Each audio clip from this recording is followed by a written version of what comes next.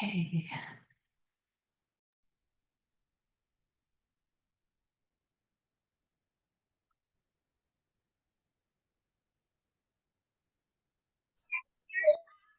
Hey, Michelle. Hey. I don't know if I'm supposed to talk, but I'm so excited. We're having an adult chair party. Hi, everybody. Oh my God. I love this so much. How fun, how fun, how fun. Look at all of you. Hello, hello, hello, everybody. Oh my gosh, this is so fun. Hi, everybody. Good to see all of you. All right. I love asking the question, like, where's everyone chiming in from? Where are you guys here from? Drop it in the chat. Hi, Trish. Oh, Chat over here. look at all of you guys. This is so fun. Texas. Oh boy. Lots from Texas. How fun. Oh my God. Oregon. Hold on. You're going too fast. Because I might want to come do a book tour where you are. So that's the other reason. I want to travel this summer. Toronto, Cleveland. Oh, yes. Hello. Cleveland, Oregon, Ontario, Kansas City, Germany. I love it, love it, love it. Idaho. Yes, Shannon. It's on my list. Lots from Texas. How fun. Alice in the house. Hi, Marcy. New Mexico. I love it. Hello, everybody. So good to see you all. Utah. Oh, I'm looking at Utah too. Oh my God. I love this, you guys. So fun to see all of you. Boston, Florida. I'm a slow reader. I'm trying to get them all. Oh my God, how fun. So good to see Candace from Monroe. Hello, North Carolina. Good to see all of you. I'm going to wait just a couple more minutes. Thank you, Becca from Maryland. California. Hi, Favi. Oh my God. Hi, Angela. This is so fun. This is like a big party. How fun. Thank you, Candace. Here's Denise. Okay. You guys all have pen and paper? You don't have to have pen and paper. If you'd like to have pen and paper, though, go grab it. I'll give you a minute to go grab it. Thank you. Oh my gosh, you guys. Thank you, thank you, thank you. Minnesota. That's another place I got to get to. I'll be keeping you all posted. I might be doing a tour somewhere this summer near you. I'll be letting you know. I got to get out. It's been too long. So fun. Well, welcome everyone. Oh, thank you, thank you. Oh, you're welcome. Thank you for being here. Hi, Angela. I like this behind you, Angela. Could you get me my handbag in the hall, please? Oh. All right, everybody. I'm going to let these last people in. How fun. Good to see all of you. So fun. All right. I am going to go ahead and hold on. Mom, yeah. Sorry. Muting all of you. As much as I love you, you guys can unmute though. When you're ready. When you have questions. Right, Jenny? So many familiar faces. Yes, Favi, I have something to share. I got something coming up. All right, I'm going to change my view. I've muted all of you. And let me make sure I get myself pinned. You all see me, yes? I'm on your screen? Awesome. Lynn, this is a dream come true. I love this. So many familiar faces. I know. This is like, yeah, old timers and new timers. Cute little dance in your intro book video. You like that, Becca? Thank you. And you know I'm legit. I can't make that stuff up. Okay, I'm just waiting for these last couple of people. I'm an old timer, Jenny. I'm calling all of us old, we're all adult chair. You guys, the adult chair. I mean, we've been around a while, some of us in this TAC tribe, in this adult chair community. So yes, Jenny, I will claim I'm the old timer, but some of you are too with me. Melanie from New York. Oh, hi, Melanie. Good to have you. My son is here from Brooklyn. He's flying to New York in about an hour. That's a better way to say it. Okay. We're not old timers, we're the OGs. Do you guys like that better? We're the OG. Let's say, but sorry. Thank you for correcting me. We're the OGs. Okay. All right. Here we go. Are you ready? So how we're going to do this is I'm going to chat. I've got this class for you. I created a class for you guys. It's all about the book. And I'm going to offer a Q&A when we get to the end of different sections. So get ready. You can put your hand up. You can unmute yourself. You can ask questions as we go along. Okay. Oh, thank you, Lynn. Thank you. Much thanks to the OGs and my team. I agree. Much thanks to all of you guys for being here today, for taking the time today. And it's just a pleasure, hold on, being here with all of you. Okay, here we go. So, hold on, let's look at more people coming in. We got a big crew today. So I want to start out by welcoming all of you today to this masterclass.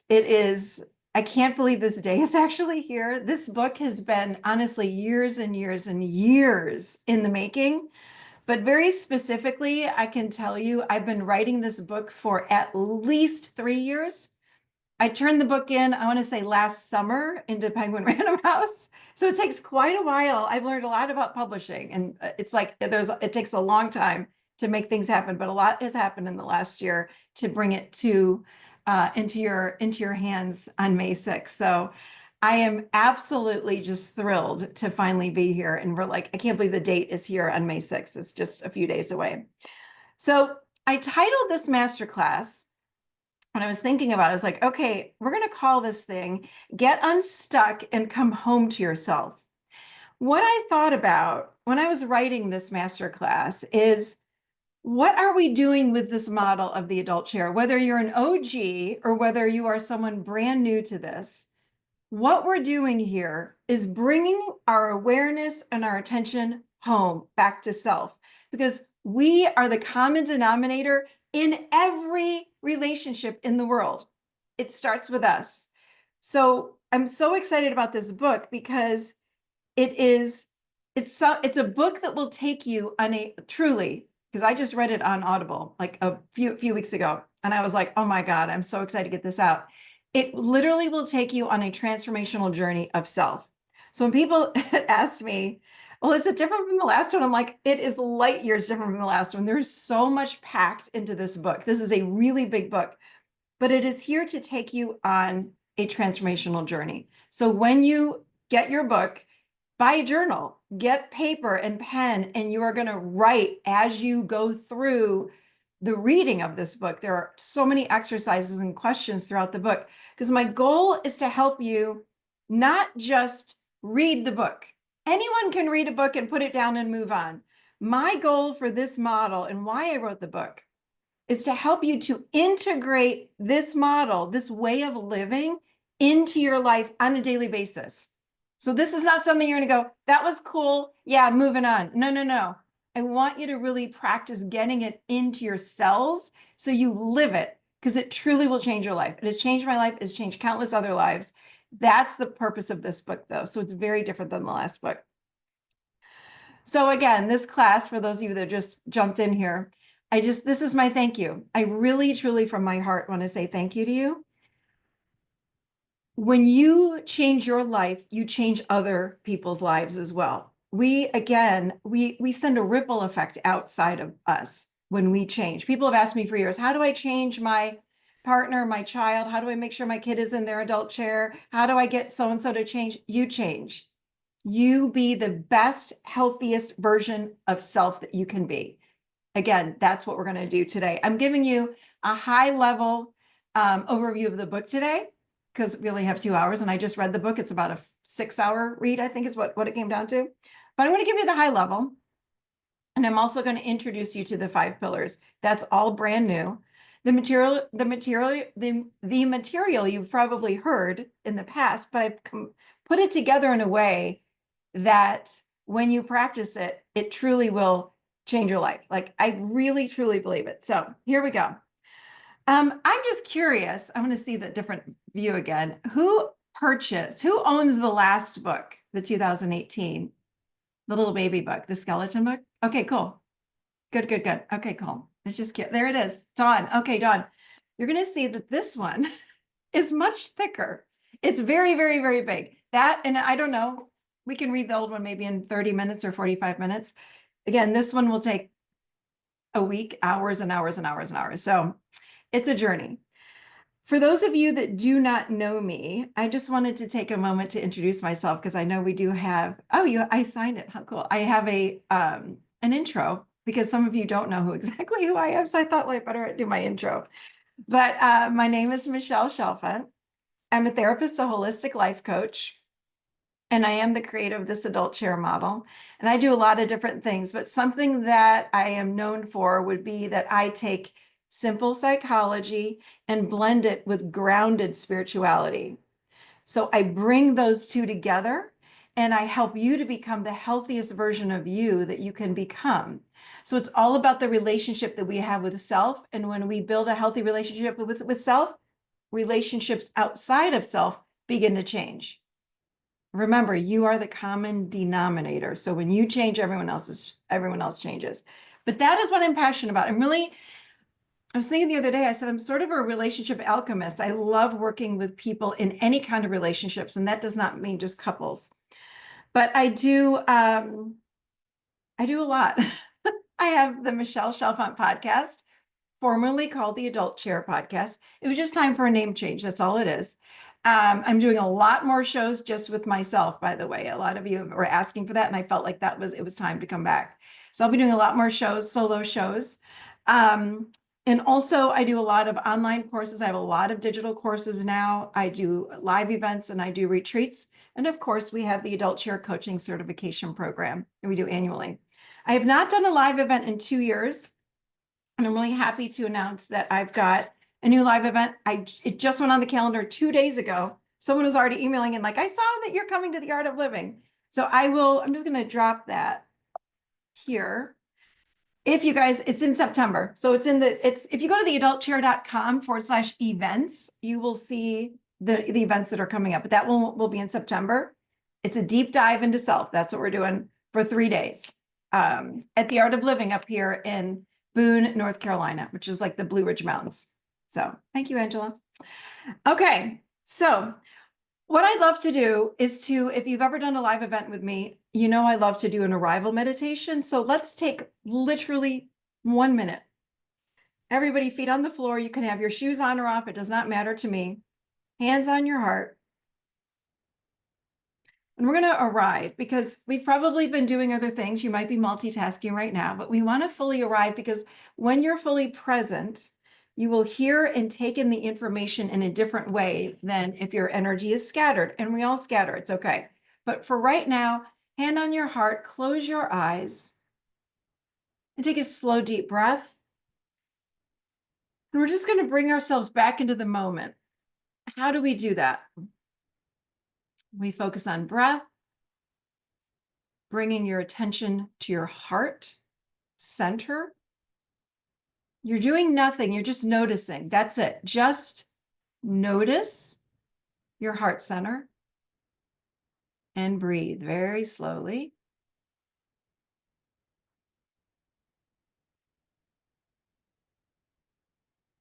Now notice the bottoms of your feet. You might notice a heat, cool, tingling, or nothing. It doesn't matter if you don't feel anything. Just notice, bringing your attention there. Taking another breath, nice and slow.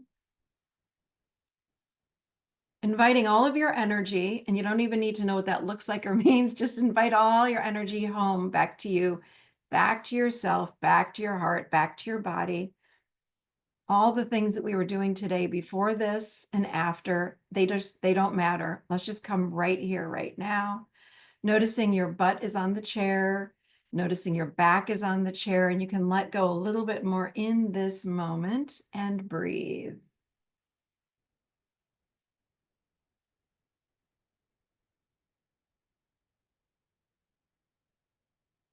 Wonderful.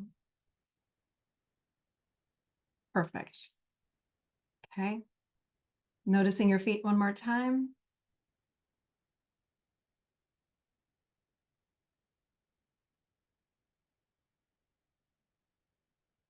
Perfect. Okay. Come back. Does that feel good? See how easy that was? You can practice that throughout the day, every day. All right. So let's jump in. We're going to jump into, first of all, I'm just going to walk you through the book on a higher level. And here's what we're going to do. We're going to review the adult chair model. I'm going to introduce you to the 5 pillars. We're going to go a bit deeper into one of the pillars. I'm going to work with you through the pillar. And then I'm going to teach you one way quickly right now to jump in your adult chair, to get yourself into your adult chair, and why you need to be doing that throughout the day. It's very quick. It's very easy. You know me. If you know the way I teach it all, I love to give you tools that you can use immediately today. Not that you have to practice for 2 years, but something you can learn today. So that's what we're going to be doing today. So we're going to start out with, what is the adult chair? Like, what is this whole thing anyway? So the adult chair is simply a model that teaches us who we are today and how we got this way. So it's a beautiful developmental model that outlines what happened to us as we grew up. And then because of this, we are created with who we are today. That's all it is. And then part 2 now, so the whole part 2 of the book, we have the 5 pillars. So something that occurred to me when I was teaching this for so many years was like, I really want a more tangible how-to process. So I can show you how to get into your adult chair. I can tell you what it feels like. I can tell you what it looks like and what it will feel like when you're there. But what I really wanted to create for you was an easy process. So it's 5 ways to get you into that adult and to help you to grow into a healthier adult self. So we're going to do all of that today. But that is what the overview of the adult chair model is. It's a really user-friendly model. You can plug anything into it. I don't care what you are going through. When you are able to go through this model and learn all the ways to get into your adult, it truly can change anything that you are going through. And I speak from experience on this. I was someone that suffered a lot growing up. Again, if you know anything about me, there wasn't the internet or anything at all in order to look up or Google to figure out why I was so anxious or depressed or codependent. I didn't even know what that term was till I was probably 20. When I learned it, there were no cell phones. So I worked my way through this and I suffered. What I realized is unnecessarily. It's just because there wasn't a lot out there back then. There were no coaches or therapists in every corner back then either. So that's why this model, when I created it, I was like, this is what we all needed. This is why, if you've heard me on social, I'm like, this is the book everyone needs, because it really simplifies and breaks down who we are and how did we get this way. No shame or judgment, but it simplifies it so then we can understand, what do I need to do now?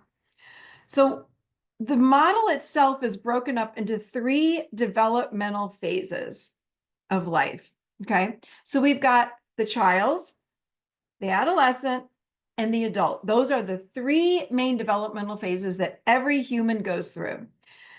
So we're going to begin with the child. And from the ages of 0 to 6, we are in what we call the developmental time frame of the child chair. One of the biggest things, I mean, there's so many things that happen in the child chair. It's truly the foundation for who we are today. I don't care how old you are today. It is this time of our lives builds the foundation for who you are and how you got who you are today and how you became who you are today. But one of the things that has always blown my mind about this phase is that we create this roadmap by the time we're 6 years old that we live off of for the rest of our lives. So think back, however old you are today, think back to what year was it when you were 6 years old? Think back to that just for a minute. So for me, it was like somewhere in the 1970s.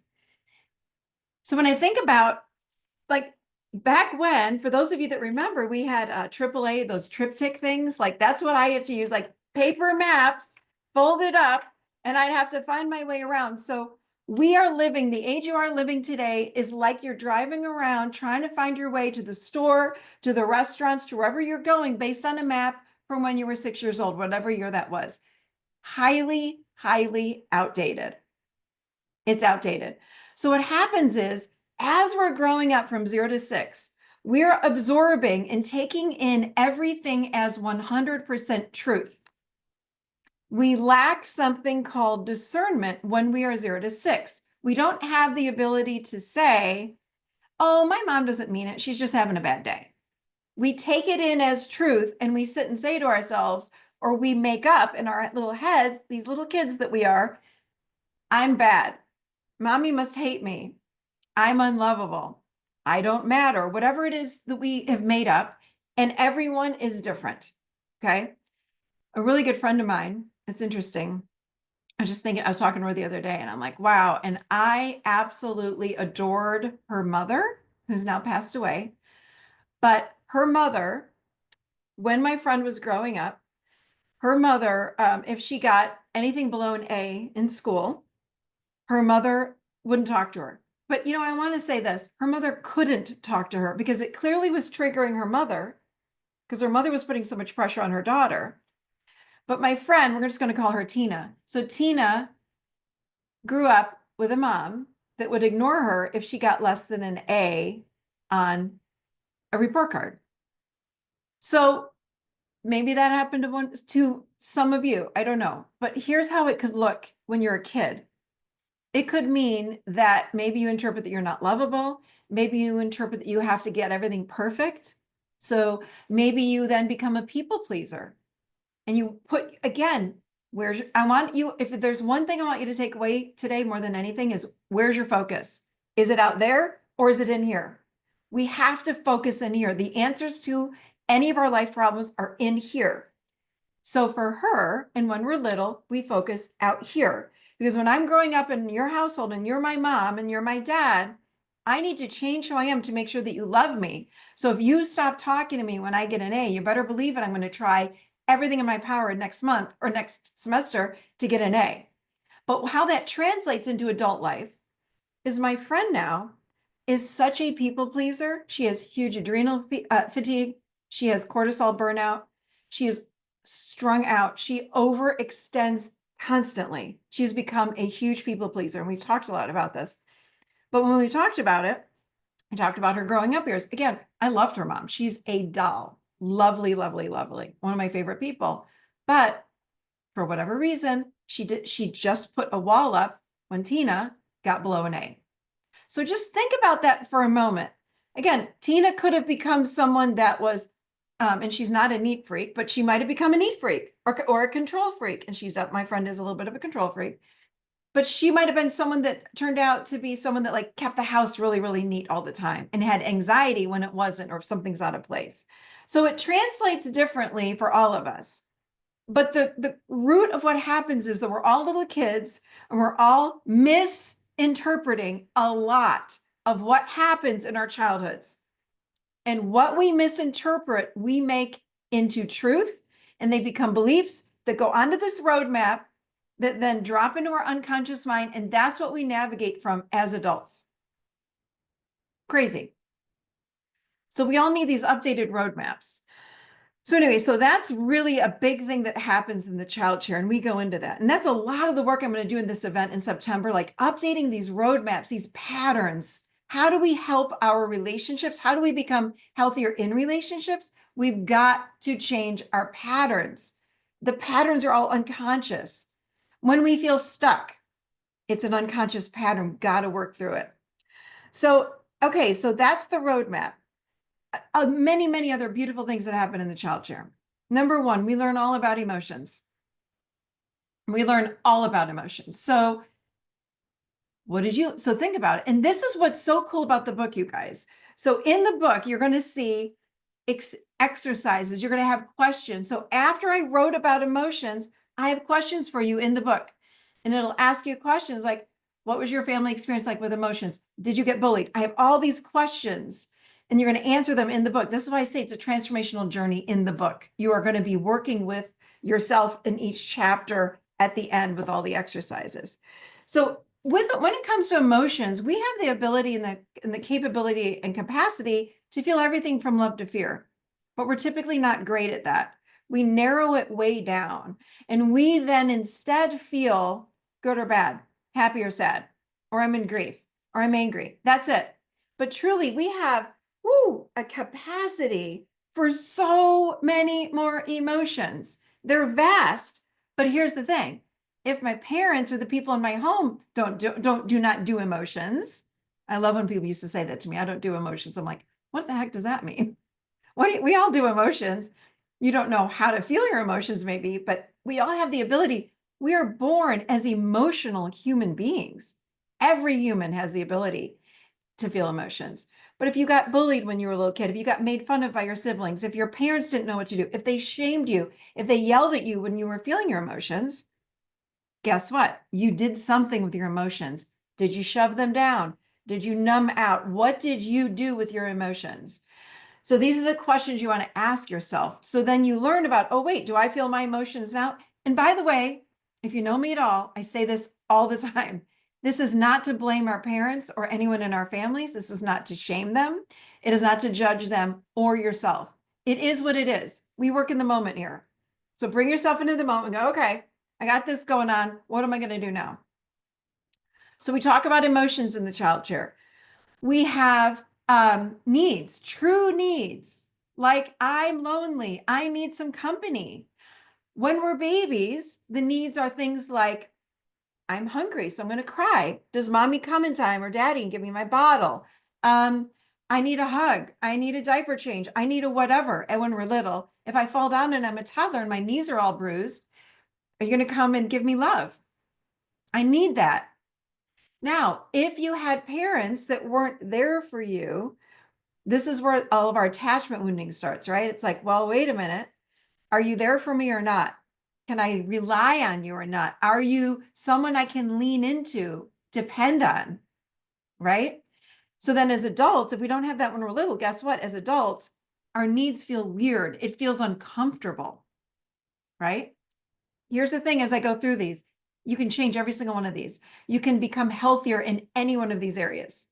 So please, if you're listening and you go, oh my God, this is me, who cares? You have to say that to yourself. Like, okay, cool. I now know what I'm going to work on next. People ask me that too. How do I know what to work on? If you feel something today, that's your next line of work. That is what you're going to be working on. Okay. So we've got emotions. We've got true needs. We've got joy. We've got fun, spontaneity, passion, purpose. When people ask me, I don't know what I'm here to do, and I want to learn what I'm here to do, I feel blocked. That's your passion or your purpose, right? You've got to align with yourself. The answer is not out there. The answer is in here. So I work with people then in this child chair if they're needing to learn more about their passion or their purpose. Because you had it when you were 0 to 6. Have you ever seen a kid that, they could play? I know my son would play Legos like 10 hours a day. Like he was pretty passionate about that. We had that when we were little. Okay. We think about vulnerability. We think about intimacy in this child chair. We learn all of these things. When you were sad and you needed a hug, did your mom hug you? Did your dad hug you? Did you get shunned? Did you get made fun of did you get called a crybaby? So this is where this roadmap is formed, my friends. So all of these things are happening from 0 to 6. We are sponges taking it all in, every single thing in, and plopping it down on this roadmap. Got it? So a lot is going on.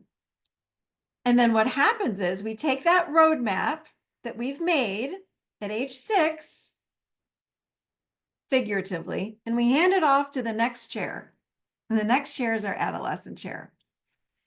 This is the development of the ego. The ego starts a little bit younger, but it really, truly comes online. And we really are under the impression that we are separate from all other beings. We are under the impression that we are alone. Well, think about it. If you believe this, you do not have to believe this. It does not matter to me. If you believe that you come from this oneness energy, this unconditionally loving place, we're all energy beings. We all have these souls. We come in, we're born, and we fall into the illusion that we're all separate. This ego is the part of us that says, you're you and I'm me. There's Candace, there's Linda, there's Cindy, there's Andrea, there's Denise, and Vala, and here's Michelle. separate, separate, separate, separate, separate. So if I'm separate from you, I need to protect myself. That makes me a little scared that I'm not part of this one collective energy anymore. So when we're born, that's what happens. So I become separate. So what we want to do is, excuse me. So what happens is then from 7 to 24 years old, so it's pre-adolescence, adolescence, and post-adolescence, we are learning all about the ego. We're learning all of this in this adolescent chair. That's what it's all about. So if I'm separate from you and you're over there and I'm over here, I got to protect myself. I got to keep myself safe. This is all what our ego does. It's not bad. Please hear me. Our ego is not bad. Its job is to keep us separate and have separate individual identities from everyone else on the planet. Because let's face it, if we all looked exactly alike, we all had the same color hair, the same color eyes, the same color skin, we all weighed the same, we all drove the same car, how boring. So we come here to experience separateness with separate identities. But when this happens, the ego is based and is driven by fear. So within the ego is fear. So we go from the child, which is our pure essence of self. It's love, it's innocence, right? In the child. And then here comes this ego, again, not bad, but it has this idea that I got to protect myself. I got to keep myself safe. So it starts then to go into the future and try to predict what's coming based on the past. So I'm only basing, hear me now, I'm only going to base my future on this very limited perspective that I have in the past. I was working with one of my, someone the other day, and she's trying to figure out what to do. She wants to go get a job. She's an empty nester. Her kids are like getting ready to go to college and all this. And she said, I don't know what to do. I've been married. I haven't been working. And the only thing I can do is to become a photographer because that's what I went to college for. And I said, very lovingly, that's your ego talking. You're in your adolescent chair. She goes, well, how am I in my adolescent chair? That's the truth. And I said, it is the truth that you have a degree in photography. What's not true is that's the only thing that you can do moving forward. It was such a cool example because the ego faces our future out there in front of me, which is limited perspective, right? On my past. So if I look behind me and I've had this experience and I'm very limited, I'm a photographer. That's it. When I look in my future, I'm a photographer. That's all I'm able to do. Can't you see? I'm just a photographer. That's the ego. Very limited, short, tight perspective. Not a lot of awareness. In my adult, guess what? My awareness starts to open and my whole world opens. And my awareness that I'm looking through like this, it's like that empty paper towel holder, or the ring in the middle of the paper towels. It's like, this is all I'm able to do. From your adult, you're embodied. You go back into your body again. You start feeling what's going on in the body. Your whole awareness starts to do this. And all of a sudden it's like, oh, well, I can do a lot more. Yeah, the ego's this is the adult. The other thing, and again, this is not a bad part. It's just an experience that we're having and we have a choice. We can move out of the adolescent chair. But the other things that happen in the adolescent chair are things like, I'm fast. I need to know immediately. Can you tell me right now, Denise, are you coming for dinner or not? I need to know, even though it's 2 weeks away. It's like, no, I'm going to have to let you know. My ego wants to know right now. I need to figure it out right now. Where am I going to go to college next year? I don't know where I'm going. We go into panic. The energy moves very fast. I get worried if I don't know the answer to something that's happening in my future. I need to know right now. No, we don't. In our adult, we can sit and wait and be patient, not in the adolescent. Because it's the ego. I got to know. The ego's only trying to keep us safe. So when we are in the ego developmental phase, some of the things that happen, again, we are learning how to exist in the world. I'm learning how to keep myself safe. So if my mother, for example, is in a relationship with my father and it's not going so well, and my father's an alcoholic and my mother has no one to talk to and she's so ticked off at my dad, and she starts telling me all about it. And I become my mom's confidant, even though I'm only 8 years old. Guess what? I'm going to develop again, and I don't know for sure, I'm making these things up. Everyone is different. Remember I was talking about Tina. Maybe I develop people pleasing. Maybe I develop this. Perhaps I'm going to develop codependency. It's the beginning stages of codependency. So again, my ego is framing and forming not my true self. My true self was born in the child chair. I'm now creating masks that go over my true self so I can become who you want me to be. Because I'm trying so hard to be safe in the world. I'm trying so hard to fit in. My ego drives me to change who I am so you will love me, you will accept me, you will keep me in your tribe, you will keep me in your family, you'll keep me in your church, in your community, in your town, in your group, whatever that might be. Even if it's a bunco group, I'm going to change who I am because I want to be accepted. My ego drives me to be accepted. Okay. So if my mother needs a shoulder to lean on and I'm 8 years old and I'm serving a purpose for my mom, I'm going to do that. Guess what? Codependency. Melanie, hold on one second. I'll get you in a minute. Thank you. Does this make sense, everybody? You got it? Yes? Yes? So our ego, again, is morphing and we are putting masks and creating this false self. We're building this false self. We've got people that are, don't rock the boat. Let others have their way. Think about this as if this is you today or as a kid. If someone gets angry, this is like my friend Tina, it's scary. I don't like that. Right? Let's see. Or maybe I was shamed for having an opinion. These are all things that create people pleasers. Don't rock the boat. Let others have their way. If they get angry, if someone outside of me gets angry, it's scary. I don't know what to do with it. And I'm shamed for having an opinion. The parents that say, why would you say that? Don't talk back. And then you never get asked. People pleaser. That could be a people pleaser. Again, could be other things. I'm giving you one little example. Another thing, sometimes with people pleasing, I judge myself to keep myself in line and make sure I don't get shamed, made fun of, or look stupid. Right? Our inner critic is formed during this time. It's based on messages that we receive from our childhood. Highly critical parents or high expectations create a loud inner critic. Loud. Do this, do that. Why are you doing this, Michelle? You're being an idiot. What are you doing? Nobody likes you, etc., etc. If we received a lot of support or validation while we're growing up, our inner critic is quieter. Everybody has an inner critic to some extent. The question is yours loud or quiet? Blamer. I can't cope with mistakes. I feel inadequate or guilty. This happens if I didn't see accountability when I was young. If I didn't experience accountability, if my parents didn't say to me, hey, you need to go apologize for this, or you need to go clean that up, that was not okay, yada, yada, yada, then I learn as I get older not to take responsibility for things and to instead blame others.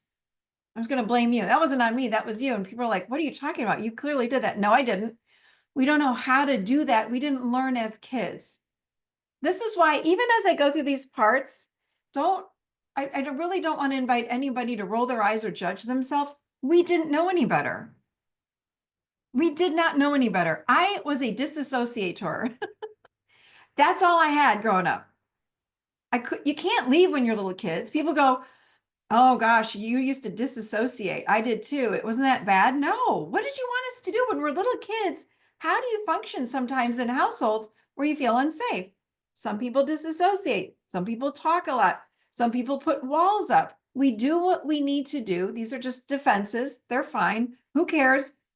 Once we learn what our defenses are, we can change them.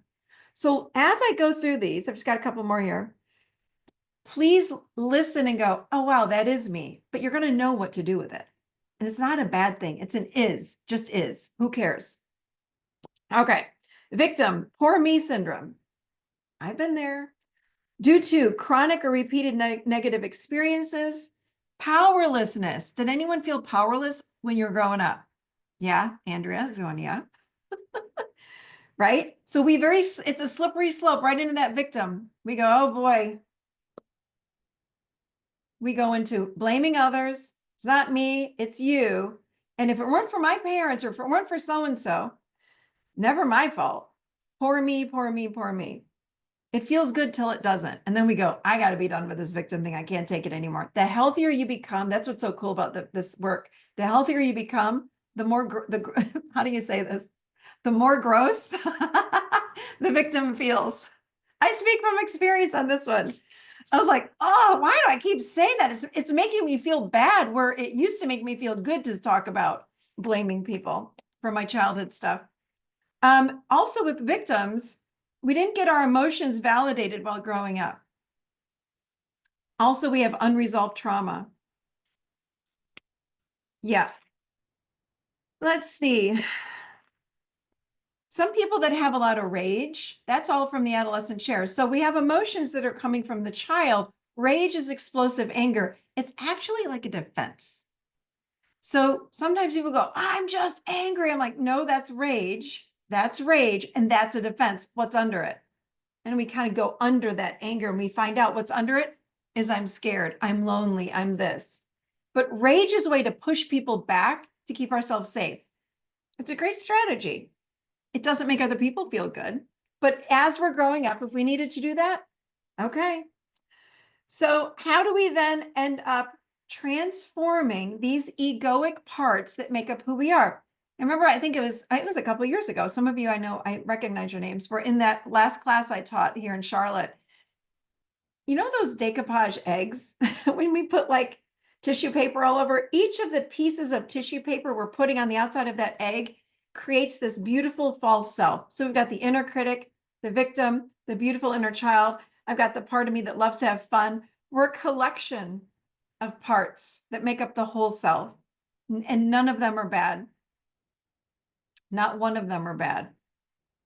We're doing what we need to do in order to survive and live healthy lives. Okay.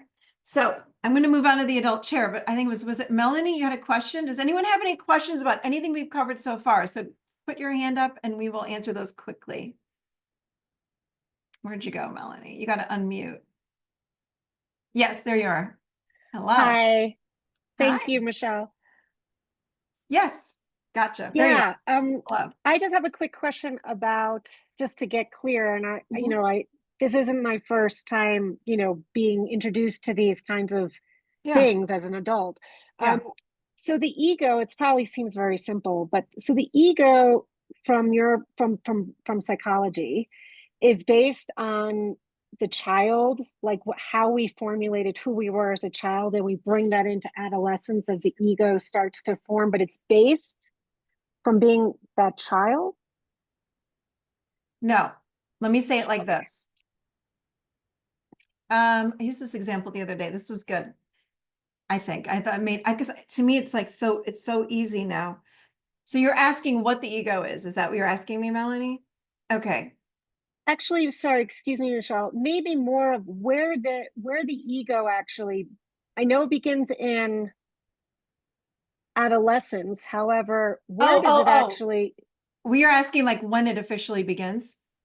Yeah, like from where do we bring that from? Well, it's an energy. Right.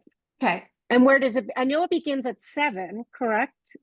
It's when we really separate is around 7, but honestly, the egos, the moment, if you guys know, well, like when a little kid, a 2-year-old says me, like they're starting to understand me, they don't understand I, but they'll go, me toy, or like get mad. And when they start talking like that, they're starting to understand, because when we're born, we are still part of that oneness energy, and we don't consciously, cognitively understand that we're separate.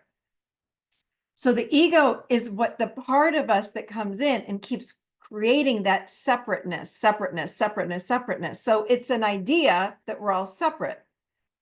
And it starts around the age of 2, and it forms and forms and forms and forms. And then by the age of 6 or 7, when we're going to kindergarten-ish, somewhere around there, first grade, is when we start to really come online with that ego identity.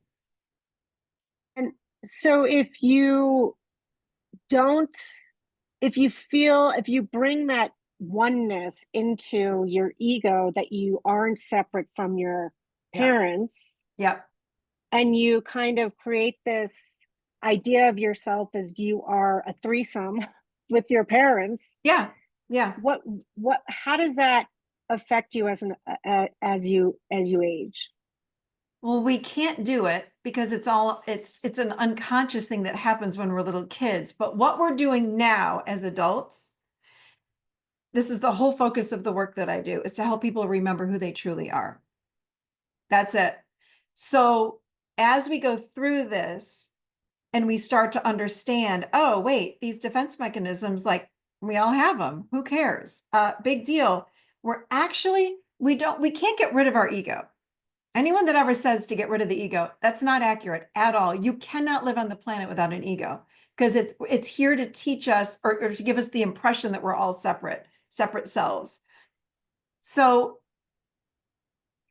yeah, so what we do though as an adult is we start to realize one day, like, I don't think this is right. Like our awareness just starts to open up a little bit more. And we're having a massive awakening on the planet right now, by the way. But people are like, wait, who am I really? Why am I feeling so intuitive? Something weird is going, like all of this is happening. And what we're doing is more, and I don't like the word healing, but updating the ego would be a better way of saying it. We're updating the ego. When we do parts work, we're updating our false self to a healthy self. That's what we're doing. So when you have the understanding and the knowing and the remembering and the feeling of, wait a minute, I feel very connected to so-and-so. Has anyone here had mental telepathy lately? Like you think of somebody and they call, or that little, like my husband will look at me and I'll go, don't even say it. I already know what you're going to say. Right? Not as profound as the telepathy tapes. However, is starting to happen because there's a collective oneness energy that we're all part of. But the ego is telling us, no, you're not, you're separate. Okay. Okay. Does that make sense? I mean, I could spend a whole day talking about the ego, but yeah. Yeah, thank you. Thank you so much. Mm-hmm. Yes, you're welcome. It's a good question. What is the difference between ego and autonomy as far as being our separate selves? Let's see. Oh, yes, you guys are talking about telepathy. What is the difference between the ego and autonomy? What we want, autonomy comes from our adult self. So when we are in this healthy adult self, this adult chair self, we are way more aware and connected to our true self, that oneness energy. The adult is simply the higher self in human form. That's all it is. Okay.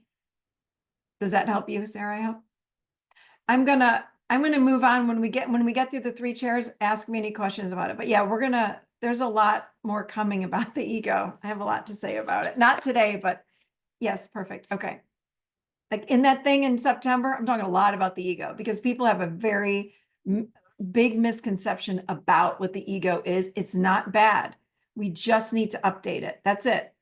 And the way we update it is to connect more into the soul. We have to soul align is what I call it. When you align with your soul, which is what you do with the adult chair, is the building blocks to doing this exact thing, to really healing or updating that ego. Again, the ego, I don't want to say healing, it's updating it. It's doing the best it can. It doesn't know that we're even here because the ego is all unconscious, remember. When we are living in the adolescent chair, the ego is unconscious and it reacts to things from the average age of a 12-year-old. My friends, think about that. When you think about addiction, I worked with people that were addicted, even myself. When I I had some issues with food in college. It's like the best I could do was to come up with binging out on food. And then, hey, I'm going to just stop eating for a month. Like that was the highest I could get to. That was the best solution I had to what I was going through. That's not healthy. We all know that's not healthy, but that was the best I could do at the time. That was my ego's idea. Does that make sense, everybody? Yes, got it? Okay. But you think about somebody that's drinking too much. Someone's doing drugs, someone's doing porn, someone's shopping too much, whatever the addiction is. Now we look at our food now, it's like there's so many chemicals. There are true physical addictions going on in the brain. So let's face it. But when we cannot figure out what the heck is going on inside, sometimes we find ourselves, here's the difference. Sometimes we find ourselves sitting in front of the TV all day and we go, have I been watching Netflix all day? It's like we're waking up out of a dream versus, so this is a great example. That's my ego. it's like, I don't even know how I've been sitting here for 6 hours. What happened? And I wake up. It's like you wake up and you go, what the heck? Versus in my adult, I can say, I'm having a really bad day. I'm really emotional. I'm going to go, which is a choice. This is the difference. I'm consciously choosing it. I'm going to choose to go sit down and I'm going to spend the day watching Netflix. So I'm doing two of the same things. One is coming from my adult conscious, and one is coming from the adolescent or the ego unconscious. Got it? I can even sit here and say, I had the worst day ever. I'm going to go eat a whole pint of ice cream, but I'm choosing it. The adult makes choices consciously versus I'm eating Netflix. I'm eating ice cream. I'm sitting in front of the TV. Oh my God, an hour later, did I just go through that? There's a difference. There's a difference between that unconscious state, which does not mean you're in the hospital on a stretcher and you're unconscious. You know how it is when you drive down the expressway and you're like, did I just drive 20 minutes? Where was I? You were driving, but you're focusing on something else. That's what I'm talking about. You wake up out of that state, that's your unconscious mind, and you wake up into the conscious mind. So the adult chair, let's move in here, is our conscious self. Conscious self. Okay. What do I mean by this? This is the part of us. And I remember getting an email from someone a few years ago, and she's like, I've been living in my adult chair for the last year. And I thought, well, how did you do that? Because I couldn't do that for a straight year. Like, wow, okay. And I need to understand her whole email was judgmental. And I thought, this is not your adult chair, honey. No. And it was cute. I was like, no, no, no, no, no. Let me help you understand what this really is. So in our adult, we live in the present moment. We live right here, right now in the present moment. And it's hard to do that because our ego is drifting us off in future and past quite a bit. That's why we practice living more and more and more in the present moment state. When we live in the present moment and we leave past and future, it is mind-blowing because it truly changes how you see the world. It changes your reality. So let me give you an example. If you're completely stressed out about something, it means more than likely you're afraid of something that's coming in the future, right? That creates anxiety. I'm overwhelmed. Oh my God, I can't believe this is coming. What am I going to do about this? Yada, yada, yada. Even if you have something coming in the future that's creating anxiety, stress, or overwhelm, come back to the moment, do what we did in the meditation in the beginning. You close your eyes. Right now, I can look out my window and go, there are the trees, there's the lake, my butt's on the chair. I'm not overwhelmed. What do you know? It's unbelievable how quickly we can change our emotional state just by coming back into the moment. And we're not great at it. We're not great at it. So we want to swing back into the moment, sit down or stand up or go do something. But when you take your focus, because it's the ego, remember, that's in the future worrying about something, it's not to say you shouldn't plan for your future by any means, but it is to say, stay in the moment as long as you can, as long as you can. And for God's sake, if you are worrying about something, get in the moment and watch it. I guarantee this. It will melt away when you're in the moment. It absolutely melts away. And remember, when I go in the future and I'm worrying, my perspective is like this. When I sit in the moment, my reality that I'm experiencing goes from this to this, and everything opens up. And I have all these new options I did not know I had. I had opportunities I did not know I had. I had choices that are floating into my awareness. I'm like, where did that come from? My intuition enhances. All of these things happen only in the moment. So living in the moment becomes, and I don't even like to use this word, not addictive, but holy moly, I enjoy it so much more. But we have to make a conscious effort to do it because our ego is always going to say, you don't have time for that. You got to get going to work. You got to go pick up the kids. You got to make dinner. You got to do this. No, no, no. Can you take 5 minutes? If you guys were with me for many years ago, I used to talk about micro moments. Can you take 5 minutes or 2 minutes to just sit? I don't care if you're inside or out. Look out the window at nature, in nature. Look at the grass. Look out the window at the sky for 2 minutes. That's it. Set the timer on your phone. Game changer. Your ego calms down and will go, okay, we can do 2 minutes. Okay, great. Then do 2 minutes. That's it. Okay. So living in the moment. Okay, this is, remember I said in the beginning, I'm going to give you one thing, which I just gave you one. I'm giving you another one because, man, living in your adult is a game changer. Lives in fact and truth. That is a game changer. When you're worrying about something in the future, ask yourself, is this 100% fact and truth right now in this very moment that X, Y, and Z is going to happen?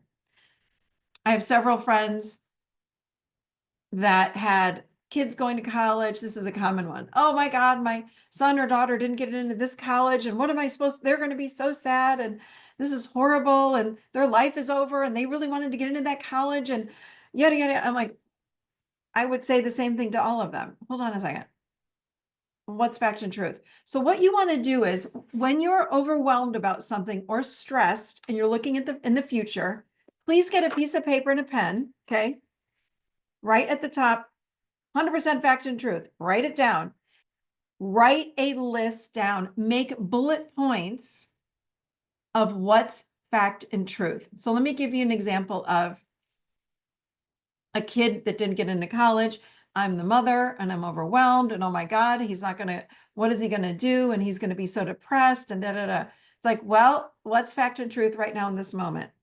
He applied to 5 colleges. Here are the bullet points I'm going to write up. He applied to 5 colleges. Okay. He got into 4 of them. Okay. He's upset he did not get into the school of his choice. Great. What else?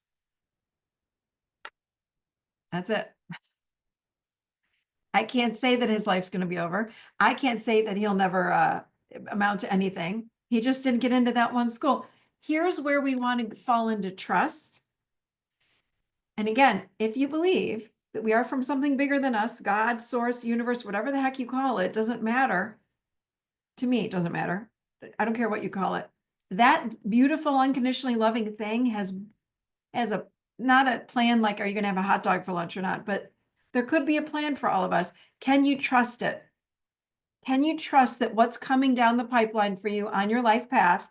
Can you trust that it's in divine order for you and even your kids? Guess what? And even your mother, your father, your sister, your brother, your friends, your coworkers. Can you trust that maybe that's in divine order and divine plan for them? I don't know, but I do know this. I promise you this. When you stay in your heart and you live your life from your heart and you live your life taking what I call the illuminated path, each step on that illuminated path, your heart will tell you, want to take that step, next step forward in your life, whether it be, I need to move, I need to end this relationship, I need to do this, I need to do that. When you feel the nudge to move forward and you do it and you live there, you cannot get it wrong. You can't ever get it wrong, honestly. You're going to live with more peace, though, when you live like this and you trust that even if your kid did not get into that college, it's okay. He wasn't meant to go there. You know my example, if you've ever listened to me, and Blake, my son, came home and said, my freshman year, I'm moving out west, Mom. It was like freshman year. I said, what? I'm moving. I don't want to be at this college. I do not want to be in this party scene. I'm out of here. Okay. And he said, and I feel it in my heart. I need to move. And I said, now I'm going to listen. Tell me more. He goes, I don't know what it is. I got to move out west. And I said, and we had a long talk about it. I said, I trust you. Go girl, go girl. I said, then you got to go. And I helped him plan to move out west. I don't know what his soul has planned for him. I don't know. I have no idea. But he was so clear about it. And I trust that. Yeah. Since it's a present. Yeah. Okay. So to live in fact and truth, it busts stories wide open. So what happens from our ego is we live in stories and what I call assumptions. So we want to become a story buster. So if I'm lost in overwhelm and my thinking is creating a horrible scenario or even a sort of bad scenario out there, right? Like, oh, this is going to happen for sure. You know that 90 to 97% of the time, the thing you worry about does not happen. That's a pretty high number. But the ego does not know that, remember. So the ego is going to say to you, no, no, no, this is going to happen. I'm sure it's going to happen. Well, it doesn't. In fact, I would encourage you to start paying attention to how many times the things you're worrying about happen. Truly, pay attention. They don't happen. The way to calm ourselves down, though, is to sit in the moment. Get in your adult chair, sit in the moment, bust the stories, make your list of what you're afraid of. What are you afraid that's going to happen? Go back to the moment. What's fact and truth? So those are 2-3 ways to get yourself in your adult chair. Just that action of writing down those bullet points brings you into your adult. The other thing that happens when we're in our adult chair, we are empowered. Like I said, we don't rush. We don't need to know things right now. I can wait for the outcome. I don't need to know it right now. I'm okay waiting. Boundaries. We have boundaries. We respond versus react. So reaction is fast and quick. That's what we do from our ego. From my adult chair, I can wait. I can respond. I can take it in and sort of sit with it. I'll say to people all the time now, I'm just going to sit with that. I don't know. I don't know what I'm going to do. Well, what do you mean you don't know? With my podcast, I used to say to people, I'm going to change the name of my podcast. They're like, when?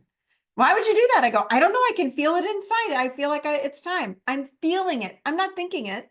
Nobody marketing person told me to do it. I could feel it. So when we live in our adult, we start feeling nudges here. You're going to feel them. And then you take action. The ego does it backwards. There's no feeling happening in this ego part of us. It just takes action. And it takes action from here versus here. Adults take action from here. Big, big difference. Big difference with the outcome and how you feel. So when we're in our adult, we listen and witness to what's going on in this adolescent chair, this ego. What is it saying? What is it doing? We listen to it. I listen to everything it's saying. I go, okay, I hear you. And I connect with my heart into the child. But I am driving the car. So if we're not listening and witnessing is the key term here. Witness what's going on in the ego. If I'm not witnessing that, we're in trouble because that means I'm buying into my ego. But I'm able to go, okay, thank you, thank you, thank you, thank you. Thank you, inner critic. I appreciate you. Thank you, judger. I got you. I hear you. Thank you. And I'm going to listen to my child and feel what's going on. What does she want me to do? Then I take action. That's adult. Okay. So I'm connected, very connected to both of these parts. Most of us are living as adults, physically adults, but navigating again from that adolescent chair, which is again the average age of about 12. I know, right? It's like, what the heck is going on? Okay. Okay, so what we want to know now is, how do we then climb into this adult chair? How do we repair? How do we know what to do next? We need help here. So we're going to move into the 5 pillars. Does anybody have questions at all about the 3 chairs before we do that? Anybody have any questions at all? Yes, Jessica. Hi there. So I just, in terms of like when the child is activated and you had said, you know, like the adult asks the question, like, what does she need? So Yeah. it's sort of like like reparenting in a way, like you're kind of like, you're the parent to your inner child in a way. Is that? Yes. Okay. 100% yes. I have a whole course I did. If you want to check that out, it's on my website on the inner child. I walk through exactly how to do that. You just nailed it. What we want to do is I'm connecting into that child and I'm asking her. And again, you don't get the course yet because you got it in the book. Okay. I go through in the book how you talk to your inner child. But if you want more, I'm just telling you, I have a whole course on the inner child that you can get to. But yeah, you want to talk, that is in essence what we're doing. That's why it's such beautiful work. We're reparenting that little kid, that little child within us. Because what happens is at age 6, that little child that we are steps deep inside and becomes our inner child. It's just the inner child part. So when we start communicating with that little part of us gets to transform. She gets repaired, she heals, she grows up, and then what happens is that little part of us actually becomes part of our whole self, the self that we are today, the adult self we are today. It's really beautiful work. Beautiful work. Thank you. Yeah, thank you. That's a great question. Anyone else? We good? We're moving on to the 5 pillars. Okay, here we go. All right. So again, what I love to talk about is what are the how-tos? So what if I'm realizing now, like, oh gosh, I am a people pleaser, or I am this, or I have this. I don't like to say am because it's our identity. It's not your identity. It's just something you live with. People pleasing, whatever the heck it might be. I sat and thought about when I was writing this book, I said, what are the things that I have taught people more than anything over the course of, honestly, I don't want to say it out loud because it makes me old, but I am old, 30 years. What have I talked more about than anything? And these are the 5 things. Okay, I'm going to go through them with you line by line or one by one. So that's where the 5 pillars have come from. So number one of the 5 pillars is I own my reality. I own my reality. Again, part 2 is no different than part 1, you guys. I walk you through this in the book and you get to experience this, and you're going to be writing along or you're going to write after I ask questions around each topic here or each pillar that I go through. So number 1 is I own my reality. So what that means is we've got to be willing to call out the elephant in the room. What are you not taking ownership of in your life that needs to be taken ownership of? Like, it's time. It can be absolutely anything, but I'm going to give you some examples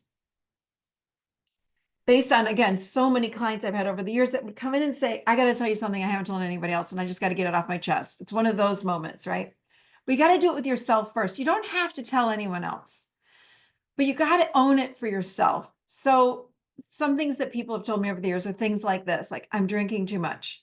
I had a lot of that. Like, I realize I'm drinking too much and I don't want anybody to know, but I'm having a drink at lunch, or I'm coming home and I'm drinking starting at 4 o'clock. And when my kids get home and I get really stressed and I'm realizing I used to have a bottle of wine, now I have 2 bottles of wine. Example 1. Another thing people used to say to me, things like, there was so much. I'm giving you just a few examples.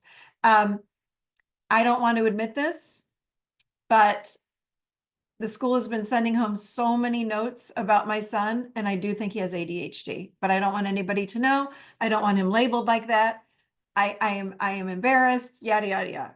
I don't want anybody to know. You got to own it. You just got to own it.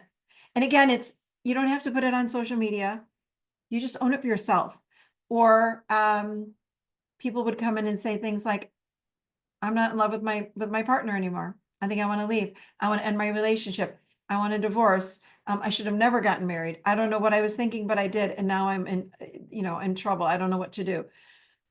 Those are some extreme ones, but some of you might be able to relate to those, but it could be anything. What happens when we admit it and we own it and we get out of the denial of the thing that's the elephant in the room? It's like we're looking the elephant in the eye going, okay, time for you to leave. Let's go. I'm going to escort you out the front door. It actually opens up a pathway to change.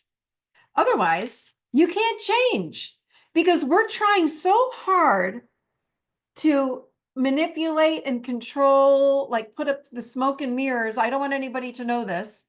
It's like, it's so much energy. I've got to just get honest. It's about getting radically honest with yourself and owning what's true for you. And guess what? It's not good or bad. It just is. It's like, this is just how I feel. I'm just going to say it. Or this is just what's going on in my reality. I'm just going to say it. I got to do it. I'm putting it out there. When you do that, when you own your reality, it's the gateway to transformation. Everything then can start to change. When you are in denial of your reality, again, you're the smoke and mirrors. I don't want anybody to know what's happening. I myself don't want to know. I want to change, but I don't know how. You can't get answers to change until you own it. Step number 1. And when you own it, all of a sudden, you have all these ideas and inspirations and intuitions and all these things start happening. You're like, where's this coming from? This is so crazy. I can't believe it. You've owned your reality. Step 1. Number 2, I practice self-compassion. I practice self-compassion. compassion. We're going to go deeper into this one today. It's I mean, they're all so important, but we're going to go deeper into this. So I'm going to come back to this one. But this is where we reparent ourselves. Like so much happens with self-compassion, but this is again where a lot of, just like we were saying with, I can't remember, was it Laura? The reparenting can start happening with the self-compassion. Number 3 is I feel my emotions. I feel my emotions. Now, if we can't feel our emotions, there's a problem. That means we're blocking things or we're unaware of things in our bodies or our lives. So anybody can learn to feel their emotions. And that was the most fun one. I used to see clients when people would come in and say, I just don't do emotions. I'm like, we'll see about that. I loved opening people up because it was so fun. And so people would say, well, I only feel anger. I go, well, then let's start with anger. Let's go. And we would start with anger. And guess what? Then we'd have tears, or then we'd have, I didn't know this was in there. And we are emotional beings. We are energy beings, my friends. Emotions are made, or excuse me, not made. Emotions are created. They come up through us and they move through us. They come up and through. So what happens is when we feel emotions, or I should say when we experience an emotion, we cut it off. So if I start feeling grief or sadness or something, guess who comes in? My ego comes on in because it wants to make sense of what I'm feeling and wants to talk about it and negotiate it and find stories around why am I feeling grief, instead of my adult coming in saying, I'm just feeling grief. I'm just going to let it move through. And I'm going to sit here and I'm going to feel that grief and it's okay. And you let it move through you in 90 seconds and it's gone.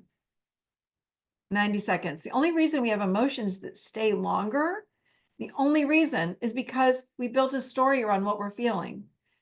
So if you're feeling overwhelmed, if you're feeling stressed, if you're feeling stuck, if you're whatever it is that you're feeling, if you could let it come through you, it would move through you and then your new idea comes through.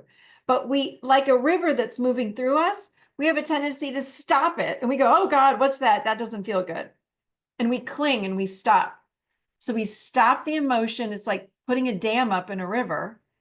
And then the ego's got to figure out why the heck we're still feeling that emotion. So you really don't feel emotions that long. You only feel the emotions longer if you're making up a story about it. Okay. All right. Another one. You guys know me. If you know me, this is one of my faves. I own my triggers. So I gave you in the book all this work on how you work a trigger. I love this. Triggers for me, if you don't know me and you haven't heard me ever say this, triggers are a gift. I transformed my life with all of these pillars, no doubt. But doing trigger work was probably one of the biggest game changers for me. Yes. So triggers are, or when we're triggered at, let me say it like this. When we're triggered, what happens is what comes up for us are my unknown or unconscious beliefs that I have about myself. Triggers are mine. But what happens is like, Denise is going to say something to me and I'm going to say, can you believe Denise said this to me? I can't believe Denise said this to me. And I'm going to call over here and I'm going to call my mother, my sister, my friends. And then they're going to validate me that Denise is the one that's wrong. Denise is the bitch, not me. I'm in my victim. It's Denise's fault. And then my friends validate this for me and my mom and everybody else. And then this beautiful belief about myself that's risen up on a silver platter going, here, let's work on this, drops back down to the unconscious mind and it's gone again. Instead, what we want to do is when I'm triggered, again, this is all in the book for you, but I want to give it to you again. When I'm triggered, what I want to do is say, okay, I am so mad at Denise right now. I can't believe she said this to me, but I know there's something in this for me. I know there's something in this for me. I don't want to go here. I'm so mad, but let me just sit. So I'm going to ask myself this magical question. Why is this, write this down. Why is this here for me? Or what is this?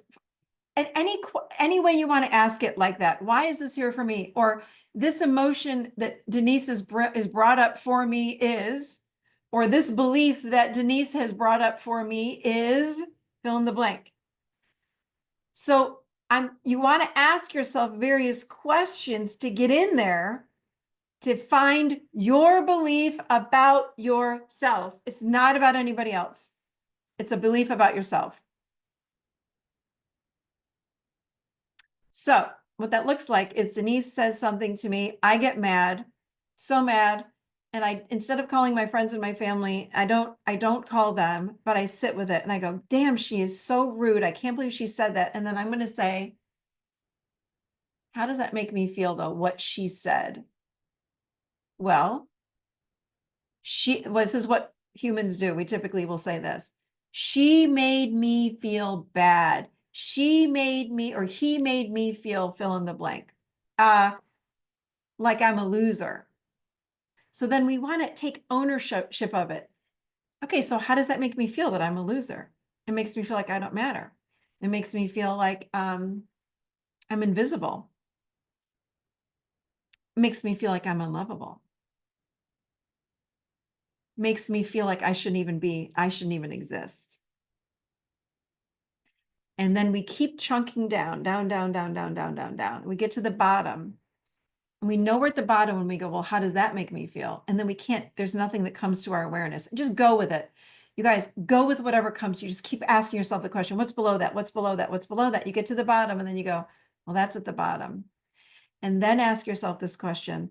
Did I ever feel like that in the past before Denise? What's the earliest memory I have of feeling like that? And just let your mind go. Close your eyes if you want or not. Just go, when is this feeling, this belief familiar in some way, shape, or form? Oh yeah. When my dad, this is how I felt when my father died, or this is how I felt when my parents got divorced, or this is how I felt when my mother slapped my brother in front of me, or whatever it might be. Ah, there it is. There it is. And you may or may not get that memory. It's okay. Then you move to, here we go again. What's fact and truth right now in this very moment? What's fact and truth? Is it true that I'm not, I don't even remember the belief I just gave. Is it true that I'm not, whatever I said, worthy or don't matter, or I'm invisible, or I shouldn't be here, whatever the belief was? Is that true? And what you want to ask yourself is it 100% true? 100% true. Well, no, it's not 100% true. It's 99% true. Okay. So it's 99% true. So if it's not 100% true, we have to kick it out. We're done. Then we ask ourselves, what's true instead? So what's true instead? So we replace it. We put something on top of it. We update it, if you will. You have your phone and you get the update alert. Oh, you better update your phone. You're just updating that old belief. We're doing a lot of this in the live event, you guys. This is a lot of what we're going to be doing. That's the roadmap we're talking about, updating these old beliefs. So you want to ask yourself that question, what's true instead? Oh, what is true is people actually like me and I'm really accepted. I got invited to that book club and this and this and this, and people really like me. That's true. Well, what does that feel like? So when you feel these emotions, it updates everything. You got to go back to the body and feel it again. So now you've layered new beliefs on top of that old belief and you've updated it and it's over. So then the next time Denise says that to me, or the next time this thing happens, the trigger's not there, or it's far less. And if it's still there, it's maybe another aspect of it. And you take a look at it again. Oh, it's back. What's this now? But understand, they are for us. I was someone in my late teens and 20s that was so emotionally dysregulated. I was high and low and high and low and high and low and high and low and high and low all the time. And I was triggered all over the place. I didn't know. In fact, someone said, oh, you have emotional dysregulation. You need to be on some med. And I was like, what? And again, I'm not anti-med, so please don't think that. But my intuition said to me, no, this has to do with your emotions. You got to go find what's causing this. And I did. And people that know me now, they go, You are completely different than you were when you were in your 20s. I'm like, I know. I know. Not that we want to be a flat line, but we want to be up and down like this a little bit, a little bit. That's the power of trigger work. Love trigger work. Any questions about that? Oh, one more thing I want to say about trigger work. People have asked me this. How do I know that I'm just not angry? Sometimes people are just mean. Yeah, they are. You're right. Why can't I just be angry? How do I know that it's a trigger or they're just being mean? Here's how you know. You carry it with you after an hour. If you're still talking about, if I'm still talking about Denise and it happened 3 days ago, that's a trigger. Now, if Denise was just rude, if she's just rude, right? And it hurts my feelings and I'm angry about it, but I'm like, whatever, that's just Denise. She's kind of like that with everybody, you know, and I move on and it's been an hour and I'm not really thinking about Denise anymore. It's not a trigger. That's how you know the difference. Are you carrying it with you or not? Okay. You like that, Lynn? Melanie, good. Good. So does anyone have questions about triggers? We can talk about trigger. I get stuck with the trigger of feeling angry about the injustice of it all. Yeah. That's your belief. So work on that belief. So Sarah, you want to ask yourself, how does it make me feel about the injustice of it all? That's the top belief. And then you're going to go below.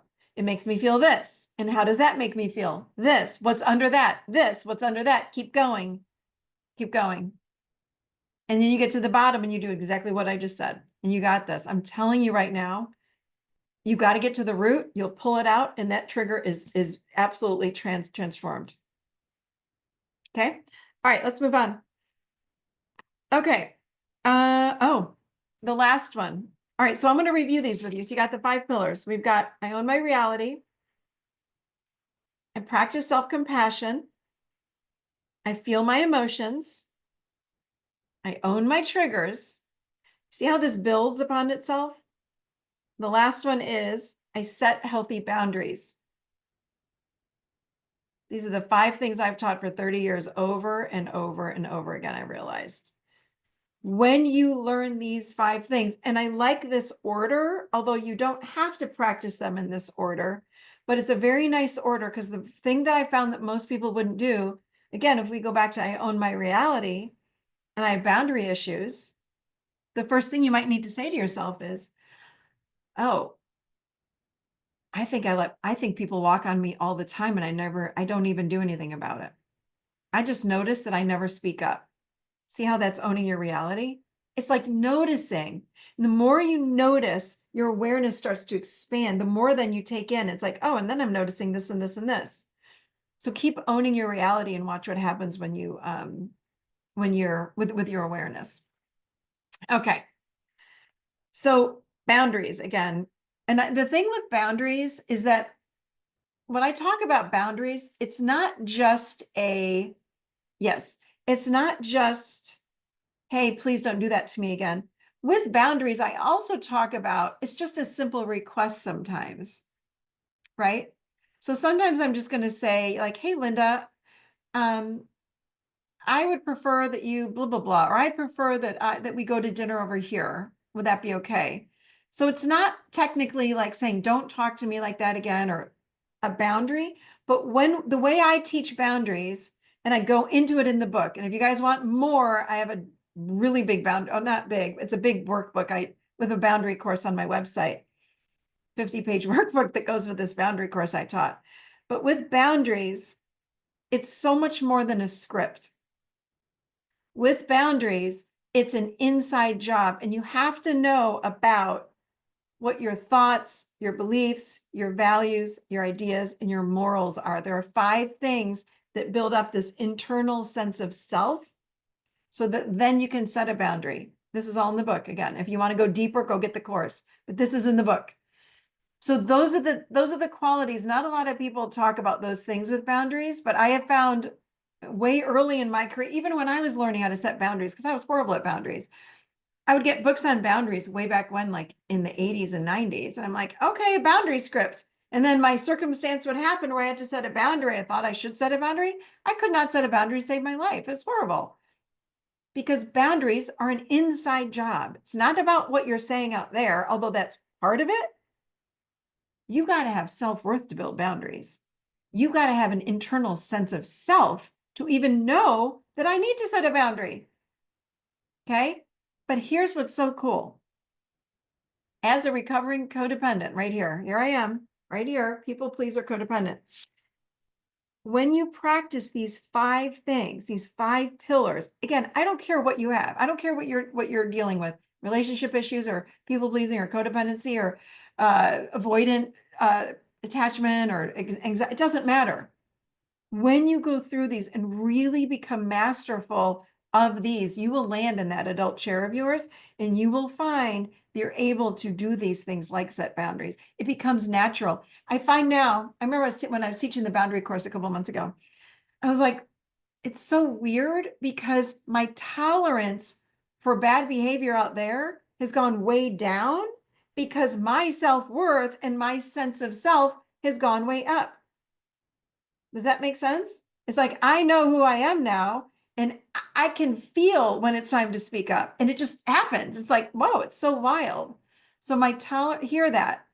The more I know I'm saying this so you can apply it to yourself. The more I know who I am, and the more I love myself, build self-worth. This goes back to the relationship with you. The more I know me and build that sense of self up and become healthy in my adult chair, my tolerance for out there goes down and boundaries become almost automatic. No joke. And I was someone that could not set a boundary at all. And they become way more automatic. But it's an inside job to set boundaries. Okay. So, I'll give them to you. 5 things you just said about what we need to know about ourselves. Yes, got it. And that's in the book, so don't worry. Oh, here we go. Thank you. Thank you, Melanie. I own my reality. Here's the 5 pillars. She put it in the chat, but for those of you guys that can't see the chat, I own my reality. I practice self-compassion. I like the exclamation points, Melanie. You know I'm an exclamation point girl. Okay, I own my reality. I practice self-compassion.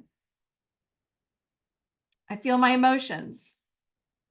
I own my triggers. I set healthy boundaries. 5. Now, what we need to know, the 5 qualities. Okay, and thank you. Beliefs, morals, values, ideas. What did I say? They've rolled out of my mouth. We need to know in order to set boundaries, we have boundaries. And when I usually teach this, I have a hula hoop around me. So think about what's on the inside. The hula hoop is the boundary. It's like a fence outside of our house. How do I know that someone's infringing or hitting a boundary of mine? I got to know what's going on in here. I've got to feel valuable enough to speak up for myself to protect self, right? So within here is what I got to get to know. What's in here are my ideas, my beliefs, my values, my morals, and what was the 5th one? Beliefs, values, morals, ideas, and something else. I lost it. It was on the tip of my tongue. I said it once. Thoughts. Thank you. What are my thoughts about things? Thoughts, beliefs, ideas, values, and morals. There you go. Know those. That's in the book. Again, know those. And then you're going to know when to set a boundary out there. It's not about what's out there. This is where we need to absolutely have a radical change in how we show up as adults, as humans in the world. We are so focused out there. If you could change, I'd feel better. If that circumstance out there would change, then I'll be at peace. Then I'll have emotional balance. I love this one. When people would come in as a couple or as like mother-daughter or whomever, like son, mother, like if you could make them stop doing what they're doing, I would be less triggered. Excuse my French, bullshit. That's not true. No. Think about that. Are you telling me that we have to change the whole outside world in order to keep you not triggered? No, I hardly get triggered now. Hardly ever. And I was someone that was like this all the time, up, down, triggered all over the place in my 20s. No, it's an inside job. It's because if you're triggered all the time, you've got ideas, beliefs, there's something off inside of self that is causing the trigger. Okay, let's move over to a practice self-compassion. We're going to go a little deeper here. Where's my book? Oh, here. I'm going to read to you right out of the book, everybody. Here we go. Okay. How to practice self-compassion. It is literally stated just like that in the book. I'm telling you, I broke this down. I think you guys are going to love it. Okay. Our inner voices, I'm going to read you a little bit. Our inner voices can be loud or whisper in the background. Sometimes the inner voices sound like a broken record and repeat how awful you are or how awful you are, or how you are no good, unlovable, a fraud, you will never be successful, etc. Regardless of whether your inner critic is loud and constantly in your head or whispering on occasion, a practice of self-compassion is something we all need to cultivate. All right, so what we've got here are a few different ways to do that. I'm going to walk you through them. Number one, and this is again, when we think about the inner child and the little kids, we got to reparent these little younger parts of self, right? How do we do that? This is how we do it. Number one, instead of hearing the inner critic voice, which is the shaming, judging, blaming, harsh, critical inner voice that we have, decide on the voice that you want to hear. So what I mean by that is, instead of your inner critic voice that could be loud and fast, do you have someone, did you or do you have someone in your life that is loving, that is kind? You do not have to know this person. You can pick Jesus or Buddha or Jennifer Aniston. I don't care. George Clooney. It doesn't matter to me. But pick a voice, or if you want an image of that human, you can do that too. You can clone yourself. Imagine the healthy you that speaks loving kindness to you. Create a twin self, a clone self. You get to choose. There's no right or wrong answer here. Someone that I chose, if you saw The Lord of the Rings, Galadriel, she was that angelic looking. She has the long blonde hair and she's always in the white gown in The Lord of the Rings. And she speaks very softly. When my inner critic gets going, I go, where is she? And then I'll hear her voice come in. It's so beautiful. I'm like, oh, and it lifts me out of that critical voice state that I'm in. Got it? So think about right now, whose voice do you want to hear? And you want to do it before you start having that inner critic voice come online strong, right? So you want to do this like, okay, I think I'm going to choose my great grandmother. She was so kind. I loved her. Maybe get her picture. Whatever you need to do to make sure then the next time that voice starts going, you're going to go, wait a minute, hold on. What would great grandmother say? What would Jennifer Aniston say? What would George Clooney, whoever you want, take your pick. Number two, so this is in practicing self-compassion. We want to have unconditional acceptance. When we are in a downward spiral, the last thing we feel is acceptance of who we are. Similar to connecting with a compassionate voice, can you get an image of someone who is or was unconditionally accepting of you? Is there one person in your life, I don't care if it was your first grade teacher, who was unconditionally loving or unconditionally accepting of you? Imagine your grandmother who loved you, your best friend, your favorite teacher, speaking with unconditional acceptance. Unconditional acceptance and love means that no matter what you say or do, they are supportive, warm, and friendly with you. I have a really interesting, there's like a little bit of a study in here under compassion. It is insane how much we need self-compassion. Imagine your person or voice right now. What would they say to you if they unconditionally accepted you? Yes, Dawn. Dawn says, she always says, what would Michelle say? I will be your unconditional, loving, and accepting voice. Use me. I'm not kidding. I would be honored to be your voice. I will not judge you. I will always be your biggest cheerleader. Spend a few minutes with your eyes closed. Okay, I'm not going to go into this. Practicing this when you're not triggered. This is key. We don't want to wait and practice this when you're in the middle of a trigger or when you're pissed off already. Take 1 minute. I'm not talking 25 minutes, just one if you have it.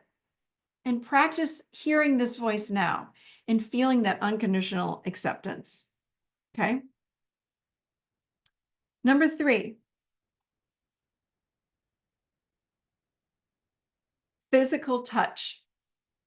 Do you enjoy physical touch or not? Not everybody does, but if you do, you need to tune into yourself and ask, what would feel good right now? So if you're in a place where you have a need and you're feeling like, oh, I need someone to hug me. I need someone to for me, I'll say, if I'm in the middle of something, when someone rushes at me with a hug, I don't want to hug. It's not that I don't love hugs, because I love hugging people. I'm Italian. I'm all over people. I'm too much all over people. So I have to pull back. But if I'm in a process and I'm about to cry or I'm processing something or I need to talk through something, I don't want anyone touching me normally. I got to talk and get it out. I know what I need. But sometimes I do love someone's hand on my knee. I'll ask Graham, like, come and just put your hand on my knee. I just got to say this. If we're on the couch, I'll feel my feet on his leg. Like he's sitting and I'm laying down. I just want to feel your leg. Okay, thank you. So what do you need? Maybe you need a hug. And please don't think I'm judging you if you need a hug. That's great. Know what you need. That's what's most important here. Know if you need physical touch, and if you don't, and then go ask for it. You have to ask for what you need. Supportive touch from others can also make us feel safe and accepted. Again, know what you need. Number 4, the word stop. The word stop. If we let our inner voice run wild, our inner negative voice run wild, we can spiral into an inner critic takeover, or another way of saying that is an ego takeover. Learning to stop ourselves before we're deep in negative thought patterns is a game changer. When you hear that critical voice come in, you can say out loud to yourself, stop. Sometimes when it's like, it's like going, I just go, stop, stop, stop. Thank you. I always thank it because it's the ego trying so hard to help me. So I'll go, thank you, stop. I need a break. Stop. I just say it out loud. Thank you for your input. Now stop. In a self-loving and self-compassionate way to take command of yourself in that voice. Think about it. What's happening when we're in the inner critic is it's the ego. So we need to move into our adult. The adult voice is the one that's going to be the self-compassionate voice. So I'll say, thank you so much for that input. I've got it. I've got this. And I love saying that too. I'll say, I've got this. Thank you. I know you're worried. I know you're overwhelmed, but I've got this. We're all okay here. And I'm okay. And I know you're trying to keep me safe. I've got it. That little mini dialogue I did, which was 15 seconds, game changer. Game changer. Another thing you can do, number 5, is to move physically. So like if I'm cooking dinner and I'm at the stove and I'm like, my head, I can't get this thing to shut up. I don't know what's going on. I will turn the stove off.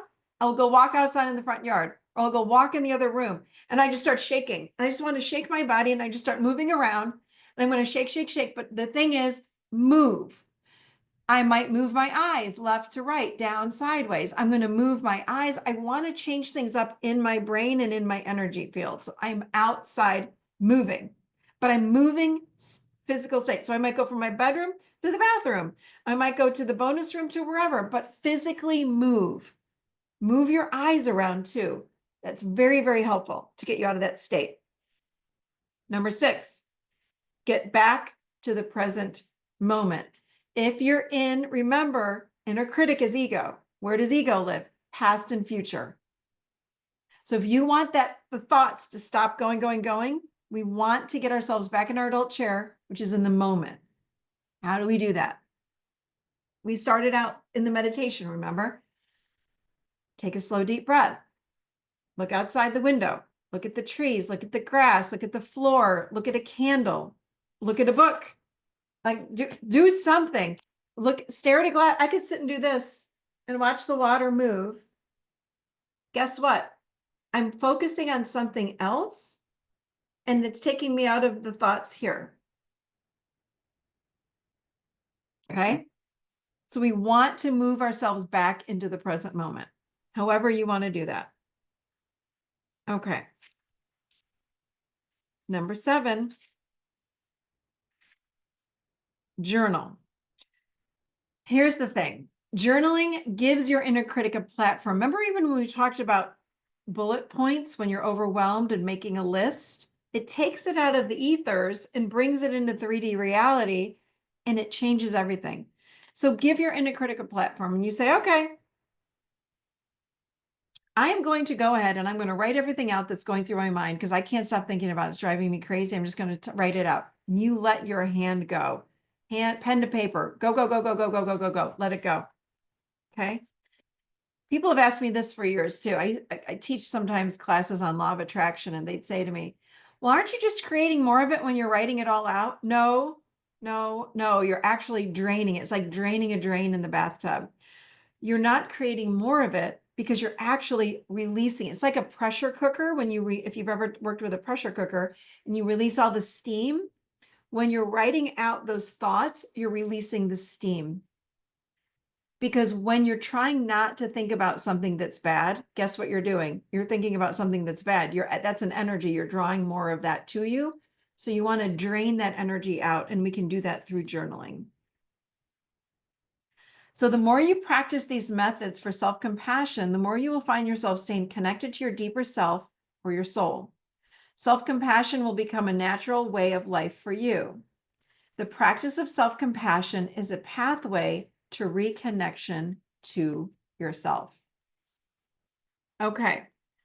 So, anyone have any questions about self-compassion at all? Good? Okay. Nobody? You sure? Everybody got it?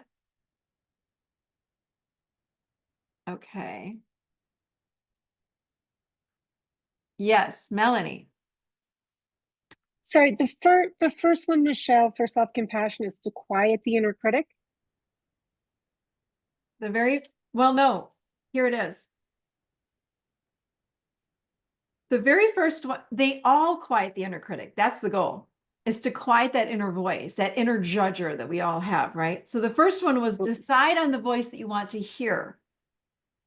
Remember, mine was Galadriel. Yes. You can have Brad Pitt or somebody if you like him. Doesn't matter. Thank you. How about, no, who do I like better than Brad Pitt now? Oh my God, what's his name? Bradley Cooper. Okay, that's good too. I like him. Okay, so self-compassion, along with all the pillars, is incredibly important to building a healthy self. And the healthier we become, the healthier, remember, the relationships in our lives become. It's because we start doing a different dance with people. The healthier that I am, I start seeing you out there through literally my lenses will start to change. My awareness changes, my filters change. So therefore, I'm showing up in a new way. So guess what? Every relationship I have will start to change. That's why I love this work so much, because it is all about you first, so that any relationship outside of self can change as well. And it will change. I promise you they will change. So, all right. Anyone have any last minute questions? This is the class today. I really can't thank you guys enough for purchasing the book. And I would invite you to please, when you do get the book, leave a review. I love reading the reviews. 5-star review, please, please, if you can. And leave the comments, because it helps other people to find this book. And again, if you want to go deeper, oh, thank you, Kathy. Live event. I have not done a live event in 2 years. We're going to do this and more over the course of really, it starts Friday night, all day Saturday, and then we end Sunday morning. I'll be at the Art of Living. There it is, theadultchair.com/events. And I will be there September 12th, 13th, and 14th. And of course, we have our adult chair coaching certification program is coming up this November. So more details on that to come too. Oh, thank you guys. I have a question from. Yes, my darling. Yes. Hey. Oh, wait, Lynn has a question. Go, Oh, go, okay. go. Sorry. And yeah, I'm No, open to no, questions. she can go first. She can go first. The rest of Oh. this time, and whoever wants to stay, I am open for any questions you have. Okay, okay, Lynn, if I go first? Yeah. Yeah, she Go, said it girl. was okay if I go. I just want to ask you, like, everything is Yeah. wonderful. In the beginning, when you said about, oh, what was it? Like knowing is, I knew from a very young age what was going on, but I got no validation, and that's what has driven me. It was like all of this stuff in my head. And nobody, never. I mean, I came into this world with these problems Yeah. and I brought them with me, blah, blah, blah. So Yeah. I find like validation, as a matter of fact, at 84, I've just gotten some validation. Oh my God, I'm so glad you're here. It's so beautiful. I love it. Yes. So I love that. Thank you. So what is your question? Tell me, give me your Well, question. you didn't mention the validation at all, and I didn't survive well without getting any validation. Right. When I'm 84, I grew up in the 40s and the 50s, and you Yeah. just never said anything about anything. Right. So you didn't get the validation. So you do it now. Yeah. This is when we do it now. So from our adult, this is what we do. We have to become our own best cheerleaders. So I love, do people call you honey? That's so cute. That's why I put it there, but I if you're love not comfortable, honey. you could say Margaret. I love honey. So here it is. So you want to do a lot of this with yourself, like pat yourself on the back. So even if I make, like when I'm done with this, I'm going to go, that was so much fun. I had such a great time. I'm so grateful for all of them. I did really well. I feel like today I did really well. I'm going to say that to myself. I'm not telling anybody. It's not to brag. It's a validation of self that I'm doing what I love, that I love being with people like this, that it's just, so I validate myself. If I make a great meal, good for you. If I make the bed, I'll say, hey, good job. You made the bed. Nicely done. What I do that. I've been around for a long time, but I'm just saying as a youngster in the child chair and the adolescent chair and so forth, I was the only one who saw what was going on. Yeah. And that's where I lost out, I feel. Like really happy. I think today was the peak of my the beginning of the peak. I don't really know. But I finally like myself. Imagine going 84 years and not liking yourself. I'm so happy for you though, that you've made it. Oh, I am too. But so it's good timing. It's how things went then. Is that what how this program would be? I mean, even in today's day and age, a lot of people don't get validated. I think parenting is very different now than it was when you were a little girl, for sure. But so is your question, what do you do about it? Or yeah, you didn't get validation, but a lot of kids didn't. Parents didn't even know to do that. A parent's job is to reflect to the child who they are. But unfortunately, what a lot of parents do is they don't reflect to the child who they are. They project who they want their kid to be. And if their kid shows up and says things like, well, I really want to be a painter, and they're built to be a football player, or they're built to be a basketball player, and they're like 7 feet tall, and they just want to be a painter, those parents might push them and not validate them and judge them or shame the kid because he doesn't want to go play baseball or basketball because he's 6 feet tall. You see, so I see that a lot. I've worked with kids even, or like teenagers in their 20s, and well, my parents didn't do this, and they wanted me to do this, and I got shamed for that. It's like, it's still happening, and it's okay. Because having the education that we had today can help you to reparent that little you. And how do we know when to reparent? What's coming up for you? It's kind of like saying, how do I work on triggers? When one comes up, you know what to work on.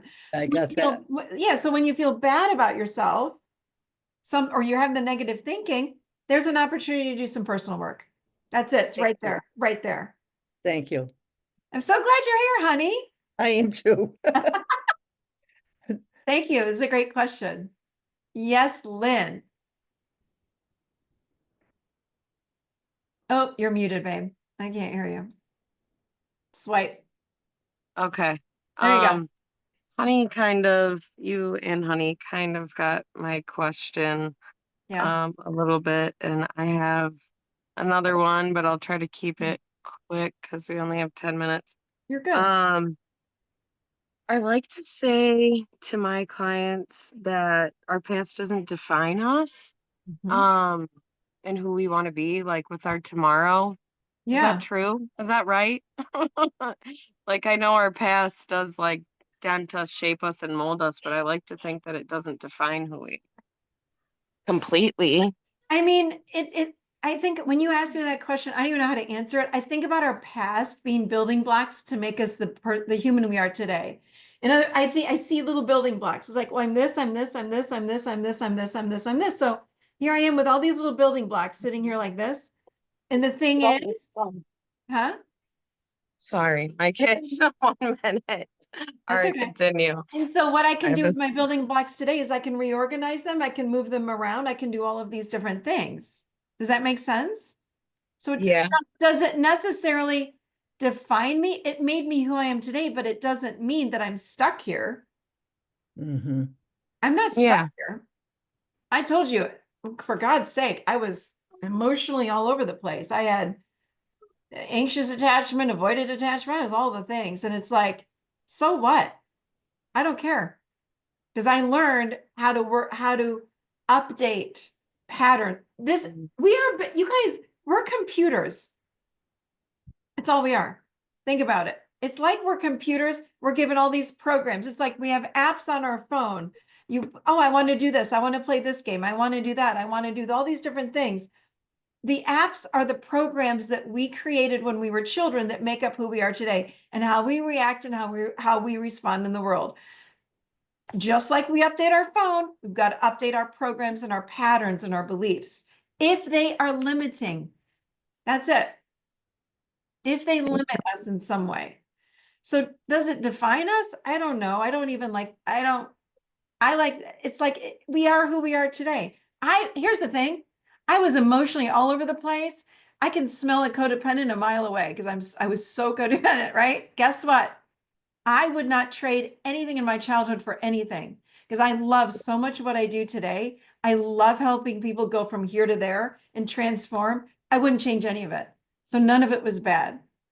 Now I used to, though, carry around what I call a cement suitcase, and I dragged around. Well, if my mother wasn't so codependent with me and my father, and I didn't have to be their therapist when I was 22, I wouldn't be so codependent. Blah, blah, blah. And that's in the book I wrote about myself. And I'm like, that was a victim. I had to drop that. Then I was done with it. I moved on. I'm like, oh, I was liberated. Cool. I've done 25 podcasts on codependency. Most of them I did on my own. One of the ones I talked about the joy of codependency because we get to recreate our whole self when I figure out what the heck was going on with me. It's awesome. So that's why I say don't judge anything about the past. It's like, who cares? Who cares? And I don't mean that like, who cares? Like, you don't matter. It's like, we have to take things as light as we possibly can so we can tweak and change it. Right? If that makes sense. Yeah. Thank you. You're welcome. Candace. Well, I don't have a question as much, Michelle, as I do a comment. Yeah. But 2 years ago, on one of my darkest days, I had lost my joy. My joy was just gone, and I couldn't put a finger on it, but I was just miserable. Mm-hmm. But I happened to be at a small family gathering, and my niece asked me, she said, "Have you ever heard of Michelle Chalfont?" And I hope I'm saying that right. And I said, "No." Well, she began to tell me, and what brought it all up was one of the people at the dinner challenged me on an issue, a stupid decision that I made when I was a young mother. But anyway, she interrupted and she said, "Wait just a minute." She said, "Your mom's got every right to feel that way. Let her talk." And then she's asked me, "Had I ever heard of you?" And so you have, I'm gonna cry. You have absolutely opened up doors for me that I never dreamed that I could walk Oh, through. And I mean that from the bottom of my heart. And I preach your name. I, you're in my journals constantly, and oh my gosh. I'm working on writing my story. I've never accomplished anything other than having children, but one day it came to me, what's my legacy going to be? And I'm going to leave that book for anybody in my family, because Oh I was man. I was so broken as a kid, and I have pulled it all together, and I've figured out the whys Mm. because of you. Oh my And gosh. I'm putting it all down. It'll take me quite a while to do it. I'm pretty far into it, but I can't thank you enough. I cannot thank you enough for what you do. You mean the world to me. You Oh really my do. God, Candace, I keep getting goosebumps. I am, thank you. So You're much welcome. love. Thank you. I'm truly, truly honored. Oh my God, you guys. I'm changing screens. Can I take, I am so blown away, Candace. Thank you, thank you, thank you, thank you, thank you. Hold on a second. Gosh. Yes, you can quote me on social media with some of the things you said here today before the book is released. 100%. Sarah, go for it. Can I take a picture, you guys? Is anyone not okay with that? I want to post it to social. It's so fun. Michelle, can I ask a question? Yeah. Can I take a quick pic? Yes. Quick. Let's do it quick. It's like so much fun. Oh my God, I love it. Thank you. I want to do this. Thank you, guys. Okay. Yes. Who asked? Sonia, is that you? Well, but I don't it's see. Patricia. Can you hear Wait, me? hold on. Let me go back to the other one. Okay. Go for it. My name's Patricia. Are you hearing me? No, I can hear you. I don't see you. Okay, go ahead. Okay. Blue t-shirt. Got you. There you Okay. are. I couldn't Hello. see you. Sorry about that. First of all, thank you so much. Truly, it's an honor for you to come and talk about your book, about everything. And I myself have been through a few therapy sessions with one of your therapists, and I'm very intrigued about it. So aside from Honey's beautiful talk, Candace's beautiful talk, I'm going to go back to the content, if you don't mind, and it's going to be really quick. Yeah, for sure. The thought of the healthier I am, every relationship will also be healthy, and I will, whether I change my lenses, but how do we go about the one relationship that is the toughest in our life is the one that generally moves us to find answers. That's at least how I've been moved to find, to learn, to how do I manage this person? How do I manage my triggers? So that one person was a catalyst to my, life being richer. So how do you go from in a relationship of siblings, somebody trying to get so involved and somebody wanting the other one having nothing to do with being involved and being healthy? So narrow down your question for me. So you talked about your siblings. You said, how do you go from? So if the bridge is just me being healthy, will it be enough? Will it be enough? Me being the only bridge, a healthy bridge to connect to the sibling. Mhm. I'm just going to tell you what comes through intuitively. Yes, but you better watch your energy and you better have healthy boundaries. Yes. Pages and pages and journals and years and yoga and Pilates and gardening. Yes, I do. You need to be careful taking care of people. True. Okay. I just got the energy on that. I'm just going to share that with you. Just be careful with that. I have goosebumps even saying that. Yep. You can be the bridge, but be the bridge that has guardrails. Boundaries. I can't have somebody else grow up. It's okay. Thank you. think. Yes, you absolutely can, but just you need to be very mindful about how you navigate those relationships. I've been told that. Okay. Thank you. Thanks a lot. You're welcome, of course. Of course. Yes, Sonia.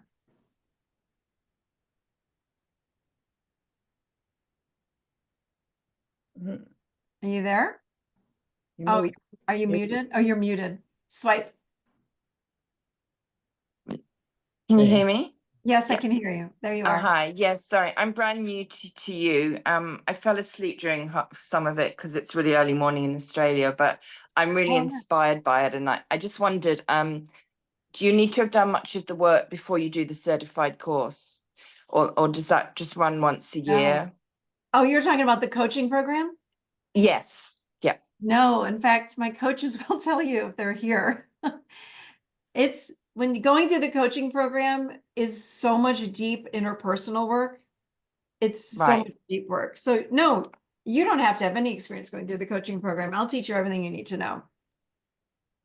You need, Okay. And the work can be done as you go oh with the yes. people, right? Oh yes, for sure. For sure. Okay. Okay, great. And also just another quick thing.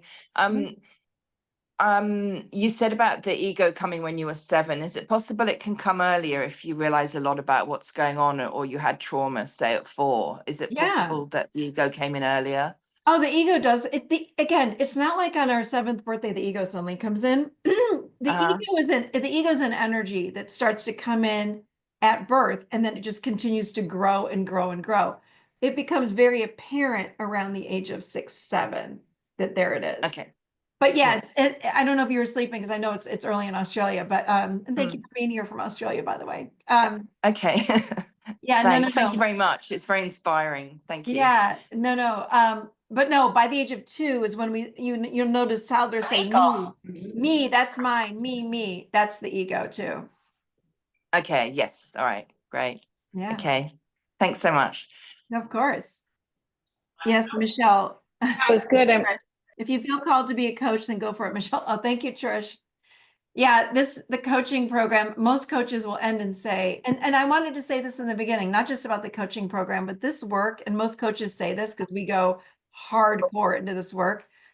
We learn to live this work. It's not, as a coach, you just don't apply the model, you're done. We literally are living this work. We live the work that's in this book. It becomes part of you. Because we do a lot of hard work, and that program's intense. It'll be here in November. So yes, Melanie. Thank you. That was my question. It's in November, the certification I'm program? planning in November. Yep. So we do it's a 6-month program, and we do the first 5 days, and unanimously, I've done this program 7 times. Every time when I ask people, could we do part of it? Could we do all of it online? They're like, no. We go hardcore for 5 days. You will learn how to coach. You will walk out of there on the 5th day and go, wow, I actually have a pretty good idea of how to coach. But you learn how to coach using all of this and then some. I And mean, it's 6 months, the program, it's a 6-month online program. Yes. and 5 days in The person first 5 days are in person. Yes. in Boone. No. I'm sorry. That. I don't know where that is yet. That might be in Charlotte. The Boone live event is we're going to be doing deep down core work like we talked about today, but we're going to go very deep and intense. That's the art of living in Boone. That's at theadultchair.com/events.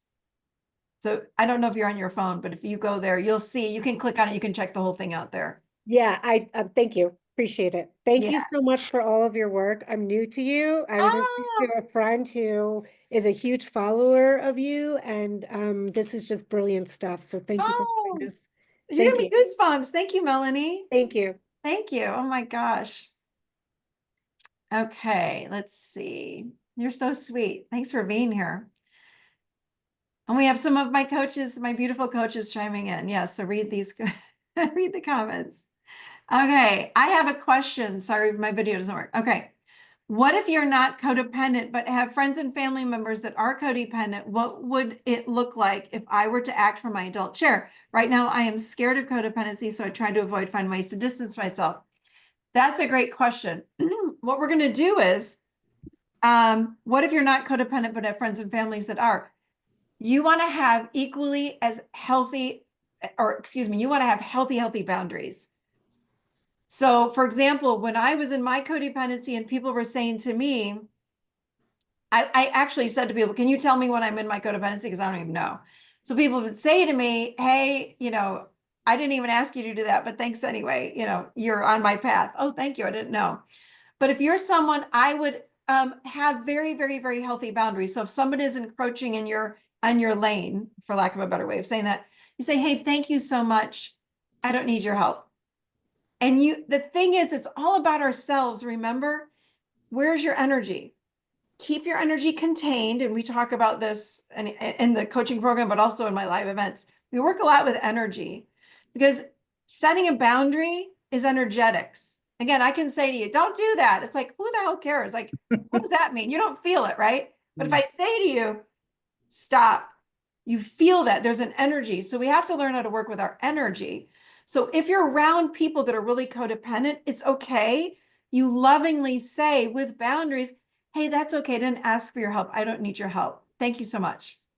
Less is more. We say little short boundary statements. I hope that helps you. Don't be scared of codependency. If you stay in your lane and you have a healthy sense of self, that's what this book is about. I'm telling you, you will have a healthy sense of self. This whole model is about that. You will not be codependent. You just can't suddenly be codependent. It's okay. You'll be okay. This is about boundaries too. Let's see. Thank you. Yes, all my beautiful coaches. The certification is a game changer. Tons of personal work. Yes, it's intense personal work. We do it for 6 whole months. I say this all the time. And if anyone has seen a coach or therapist, you can only take people as far as you've gone. So I drive it down. You've got to do personal work because if you're a coach, you don't want to be triggered, right? If you say so, and not only that, I got to know how to set boundaries and you'll learn it through the 6 months. If I'm going to help you, I got to know how to do it myself. Right? Yes. I speak. Look who's back, the star of the show, honey. Well, this is going to make my cousin the star of the show. Okay, let's go. The boundary thing. Yes. She was just a wonderful person, blah, blah, blah. And so let's just say I said, oh, I was going to come and visit you today or something like that. And she'd go, oh, hon, that's not a good idea today. And so I learned that was like, an easy thing to say. And it started me. Or other things she might say, oh, yeah, that's a good idea. You know what I mean? So yes, it helped. Thank you. Oh, I love that. That's beautiful. Thank you. All right. Anyone else? I know we're a couple of minutes over. I'm sorry. Does anyone have any questions? I didn't think we were going to talk about coaching today, but we certainly can, or the event that is in September. Hold on a second. Let me look at your questions. Thank you, all my beautiful coaches. Thank you. Catherine. Hello, Catherine. A lot of people have asked me how I stay calm in some chaotic or difficult situations and find ways to work through conflict and bring people together. I always tell them a big part of it has been, oh, your teachings, thank you, about the adult chair. So thank you. Oh, thank you, Catherine. Thank you, Angela. To become a coach will change your life and set you free from triggers. Yes. Thank you. Thank you, Shannon. Oh boy. Thank you, Jenny. Yes. I've been searching for a few years for what training is my next step. This class today confirmed to me that taking the coaching class, without a doubt, the right choice. This is a great class. Thank you, Cynthia. Oh my goodness. Thank you, everybody. If anyone wants to be added, we have a coaching wait list. If you go to the, we just sent out the first email about the coaching to our wait list. So if you want to go to michelle@michelleshelfont.com, just drop your name, or you can go to the website and there's also a place to sign up there. Just let us know you're interested and we'll add you to our email list. We're just getting that going right now. It's a very intense program, but it's I have to say, it's really, really great. It's a great program. Very proud of it. And as you can see, my coaches are in here chiming in about it. You're welcome. You guys, this is so beautiful. Thank you so much I want to say thank you guys for being part of this and working with yourselves. Like, this is big stuff you're all doing. Just being here today. We affect the whole world. That's what this is about. Can someone that's done the program, practicing Lynn, Jenny or somebody, can you look at the comments? Lynn, if anybody here, I'm going to put it in here. If anyone has questions, I will answer these questions. Just email Yeah, I me. want to know if I'm able to do it. I mean, I could shake the 5 days in person, but 6 months full-time working and a mom of 3 kids. I feel like I could do it, but I don't know, like the training online. I just wanted experience that somebody's done it before, like how that goes. Yeah. And as we get closer, we do a lot of live Q&As with our coaches, and you can ask them all those questions. Most people are working full time that go through the program. Okay. All right. That Yeah, makes me feel better. it's not like it's not a 40-hour-a-week coaching program by any means. You can do it on the evenings and weekends. Okay, sweet. Yeah, Okay. just email in. Yeah. Okay. Yeah, if you email Michelle at Michelle Chalfant, then you will be able to answer. We'll get you on the email list. Yes. Yeah, a lot of your team has been emailing me and you, so I appreciate it. All right, Of course. thank you. Of course. All right. Sonia, did you still have a question? Yeah, I did. I'm not sure if this is the right place, but I know that you changed the no more parts work. You refined it, didn't you, to make it your own? Did the Richard Swartz work, internal family systems? Is that correct? I did have never. Is that right? I've never taken his training. I have my own version of parts work that I've done since I was 28 years old, way before IFS. My parts work, I don't coaches, you can tell me. Jenny, I know you've done IFS training. I call my parts work, it's more spiritual. I'm working with energy. We're doing, and it's not energy work, but everything is energy work, right? So I do a lot with energy. And people that have done IFS, I've never done IFS training, tell me it's easier. They tell me the way I do parts work, it's fast, it's very fast, it's very, very easy. It's not so complicated, like firefighter or manager and all these things. I don't do all that. Okay. So, Okay, great. Thank you. Yeah. Yeah, of course. Thank you. It's a good question. Other people have asked that question too. Catherine, oh my God. Hello. Hello. Yes, my dear. Great to see you. I've missed you since you left Nashville.